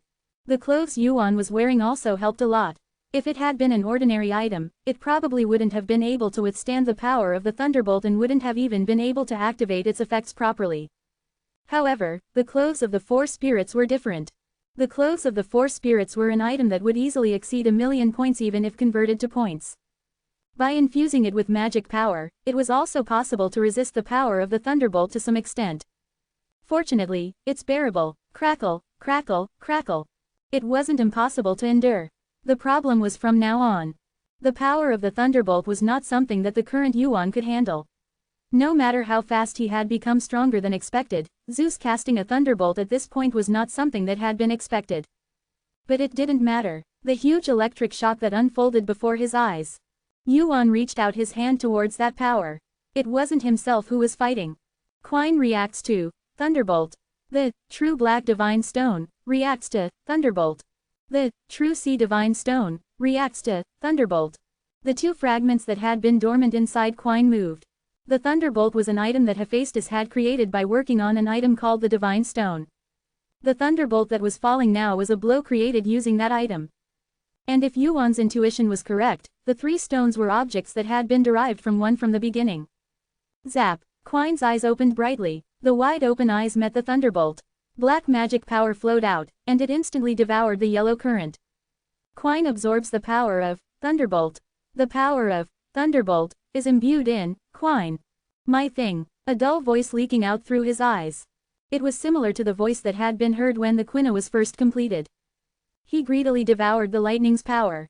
A massive amount of electricity was sucked into Yuan's hand, and his body quickly hardened as a result. Ttut, ttut tut tut. Cuck. The current was being sucked into his wide-open eyes. It felt like he was catching a thunderbolt thrown by Zeus with one hand. No matter how much the quina absorbed the power, it could not be unaffected by the current. The four spirits' clothes cancels out the remaining power. It was a blow that was originally thrown to destroy Britain. Although the power had been reduced by more than half due to the variable of Son Goku, it still had the power to devastate a kingdom. Abnormal status. Electrocution begins. The four spirits' clothes resist electricity. Abnormal status. Failed to resist electrocution. The beginning of an abnormal state. It meant that his body was starting to suffer. I'm going to die. Pop. Yuan's teeth were gritted. It wasn't just because it was painful. Zeus, the being at the highest point of Olympus. He didn't like the fact that the gap between himself and Zeus, who had fallen to the ground, was still this great. I'll catch up soon. The blood vessels in his eyes burst, and his body gradually turned black. If he relaxed even a little, he felt like his consciousness would snap at any moment. Abnormal status. Electrocution rises to stage 2. The four spirits' clothes resist electricity. Abnormal status. Failed to resist electrocution. Abnormal status. Electrocution rises to stage 3. Abnormal status. Electrocution 2. Ttut tut tut. The eyes of the quina on the back of his hand gradually grew larger. As the stage of electrocution increased and the quina devoured more power, the power of the lightning gradually weakened. The bright light that had stained the sky gradually faded. How much time had passed? Yuan, who had delved into the center of the lightning that had been raging like a storm, realized that he no longer had the strength to support his body. And at that moment, abnormal status, electrocution rises to stage 5. The power of lightning has been absorbed. Magic power has increased by 2. You have prevented the destruction of Camelot. Contribution, 38.7%. Intervention from unauthorized beings is excluded. Contribution, 97.12%. You have had a great influence in preventing the destruction of Camelot. 1,000,000 points have been acquired. Magic power has increased by 1. You have acquired the fragment of lightning. You have acquired strong resistance to electrocution. Along with the long-awaited message, Yuan's body fell onto the Rui Bang. Thud. Chapter 139. Crackle. Yellow electricity coursed down his fingertips. Poseidon looked down into the pond. The water was completely dried up. The pit that had been carved into the ground was so deep that it was hard to gauge its depth. It was the spot where Zeus's thunderbolt had struck. Incredible. Even though it was just one strike, he couldn't help but be impressed. A power that could annihilate an entire city. There were probably less than 10 beings in this entire tower that possessed such power. However, this is unexpected. Crackle. For the first time in a long time, Zeus wore a bewildered expression. Unexpected. I failed. What? This was even more surprising news. Failed? No one other than Zeus. If it were the entire city of Camelot, then it would be possible. A city of that size would be difficult to destroy, even with a thunderbolt. Furthermore, it was a city that housed the high ranker, Merlin. However, he wouldn't have used the word failure for something of that level. After all, what they had originally intended to destroy wasn't the entire city, but just the royal castle. What happened? A variable appeared. A variable. What? The great sage, heaven's equal.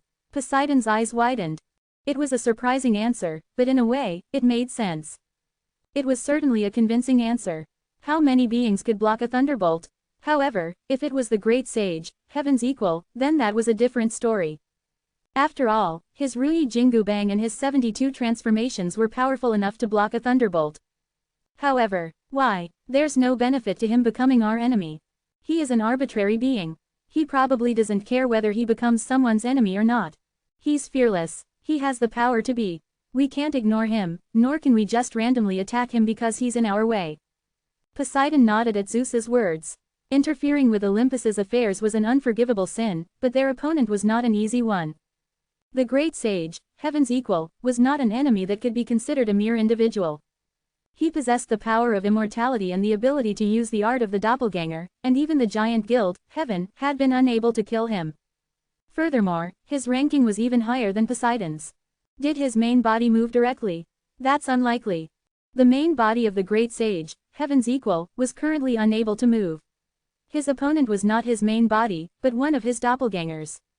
The variable wasn't just him. By any chance, is it that guy, Kim Yu-won?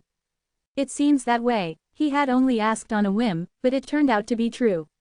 Even if the great sage, heaven's equal's doppelganger had helped, it was hard for anyone to believe that a player who wasn't even a ranker had blocked a thunderbolt. After all, it was a difficult task even for rankers. If that was the case, then how strong was Kim Yu-won? Could he have already reached the level of a high ranker? Poseidon, who had been thinking about Kim Yu-won for a moment, shook his head. Although his growth rate was tremendous, that wasn't what he needed to worry about right now. This incident could potentially cause an even greater giant to move. Then Asgard will also find out about this. They will. What are you going to do? I'm sure you've already thought about what happens next. Zeus nodded at Poseidon's question. There is a way. Really? Their eyes met. At that moment, crackle. Tsaa, crack, two magics collided in the air. Electricity shot out, and a water barrier appeared in the air to block it. The electricity traveled through the water and into Poseidon's hand. Sizzle, sizzle, he felt a burning sensation in his hand. Crunch. Poseidon, who had been looking at his frozen palm for a moment, clenched his fist and glared at Zeus. I knew you would do this. It was the situation he had been expecting ever since he had heard that Zeus had failed. He suddenly wondered if Zeus, who knew him better than anyone else, had allowed him to enter this place in preparation for this moment. Are you going to cut my tail off too? Are you going to use me as a scapegoat now? Fiercely erupting sparks. The sky was torn open. Dark clouds gathered, and thunder roared. KWA rang. Chijiji, pajijijijik. It fell from the sky. It was as if it were alive, wrapping itself around Zeus's body and gathering in his hands. Everything, as if he had grabbed the lightning that was falling, a weapon, with enormous magical power was held in Zeus's hands. For the revival of Olympus. Consciousness gradually returned. He felt his stiff body. It seemed that he hadn't moved for several days. His eyes opened, and in his blurry vision, he saw a high ceiling. I fainted. It had been a long time since he had fought to the point of losing consciousness. No, in fact, it wasn't appropriate to use the expression, fought. All he had done was block a single blow from Zeus. No one would call that a fight. Clank. As Yu-won raised his upper body, he discovered the Black Knight sword lying on his chest. Someone had attached the Black Knight sword to his body. The Black Knight sword was a sword that had the effect of increasing the rate of physical recovery in the dark, or at night. Merlin, was it? Thanks to him, he was able to wake up a few days sooner. He raised his upper body and sat blankly in the room for a while, letting the wind blow in. His mind cleared up, and his memory gradually returned. Reward. It was a moment that any ranker who had climbed the tower for a long time and leveled up couldn't help but be excited about. Moreover, if his memory served him right, the reward was much better than he had expected. Name: Kim Yu-won. Level: 97. Strength: 99, agility, 95, health, 99, perception, 99, magical power, 105. His stats were still mediocre. His stats themselves were not lacking compared to other rankers, but U1 had recorded much higher stats than this. It was still lacking, a lot, but even so, there was one stat that was worth looking at among them. Magical power, 105. Was it real? Magical power stat 3. Looking at the numbers alone, it wasn't that great of a range. However, his magical power hadn't changed that much in the meantime. It was a stat that had only increased by 2 even after clearing Susano's dungeon and leveling up. But this time, the stat had increased by 3. It's much better than leveling up a few times. Just as it became more and more difficult to level up as he approached level 100, it was also very difficult to raise a stat that had reached triple digits. Moreover, one stat that was raised with such difficulty tended to show a much higher efficiency than before. An unparalleled reward. No, come to think of it, this wasn't even a reward for the trial. 2 of these stats are magical power absorbed through Quina. The reward is 1 additional stat. Wong. Dozens of monopods were created around U1.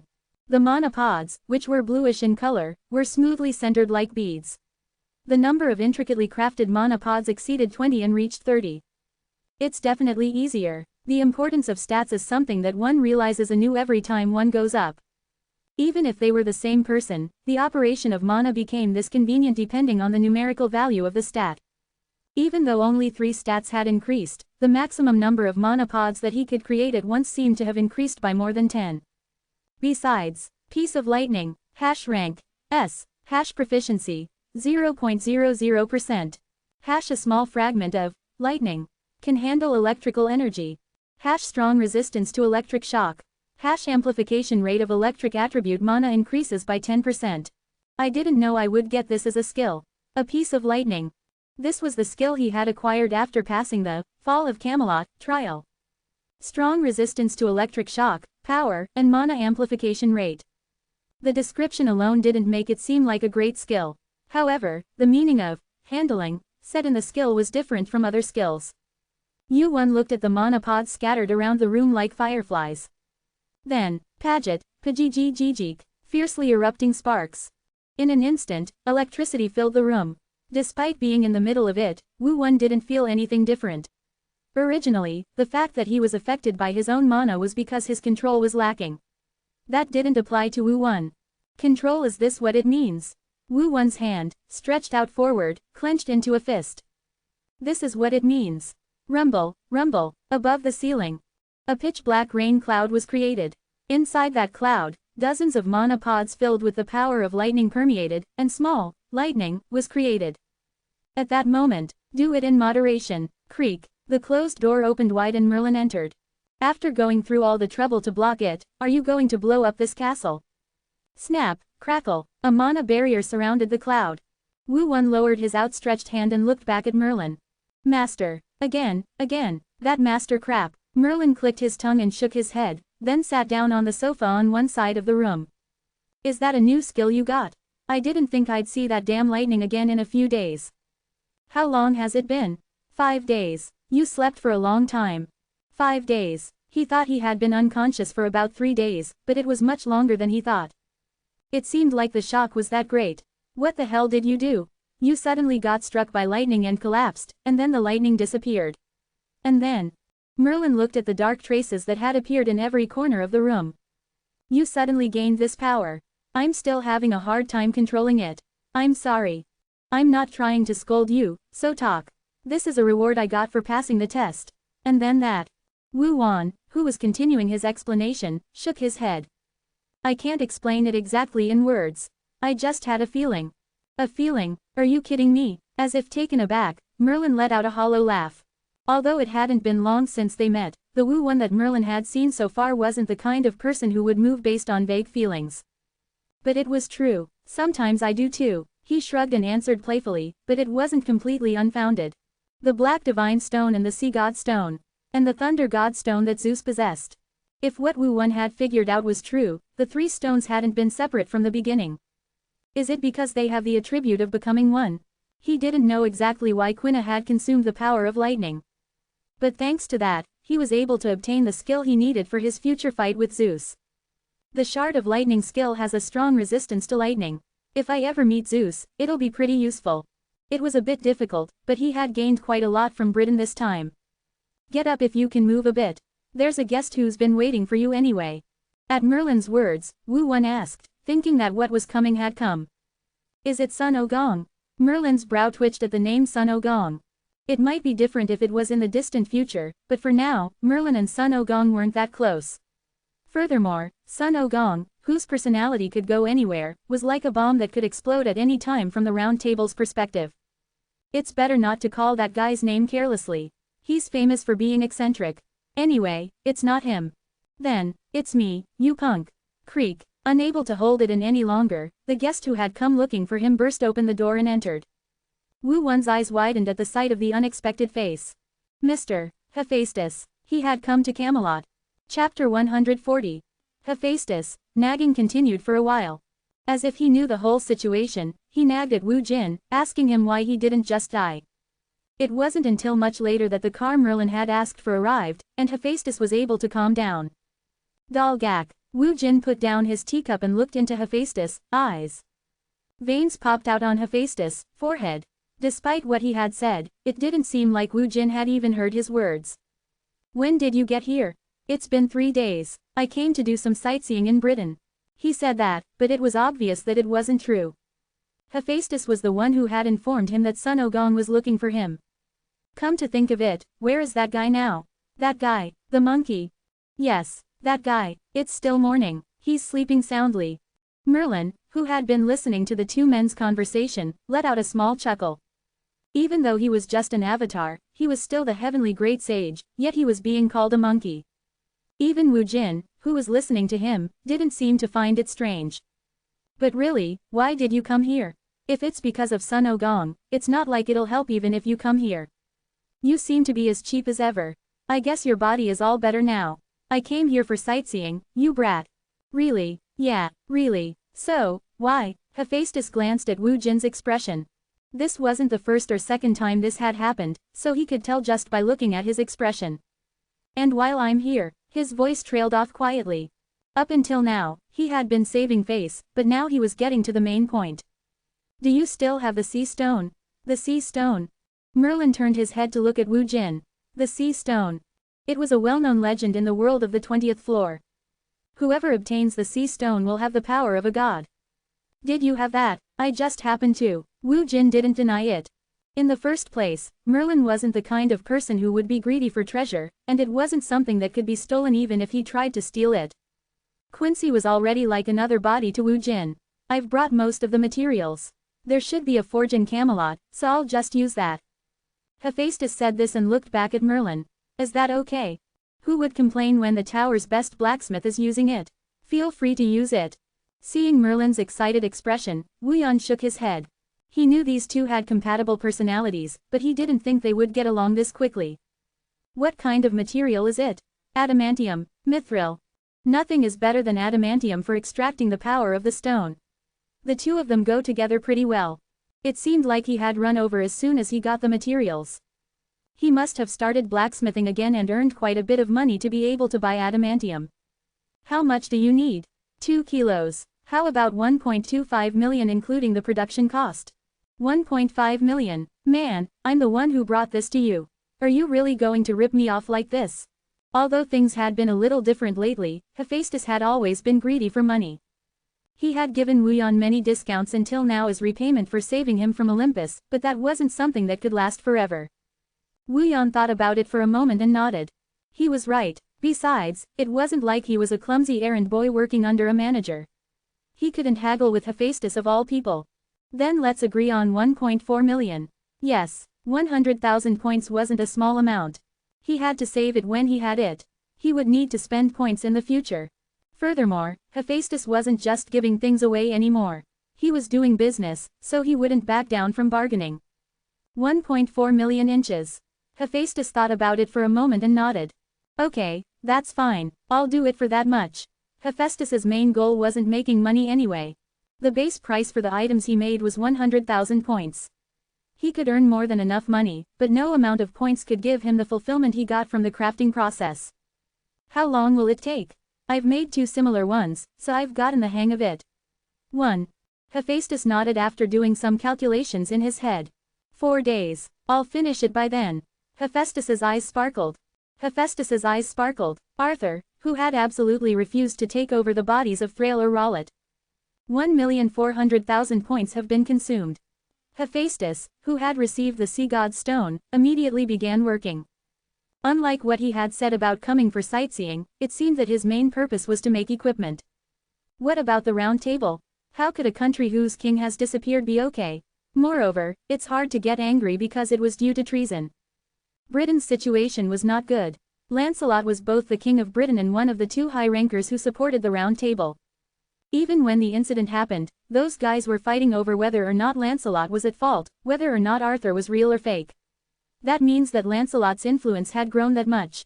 There were countless traces of Lancelot at the round table.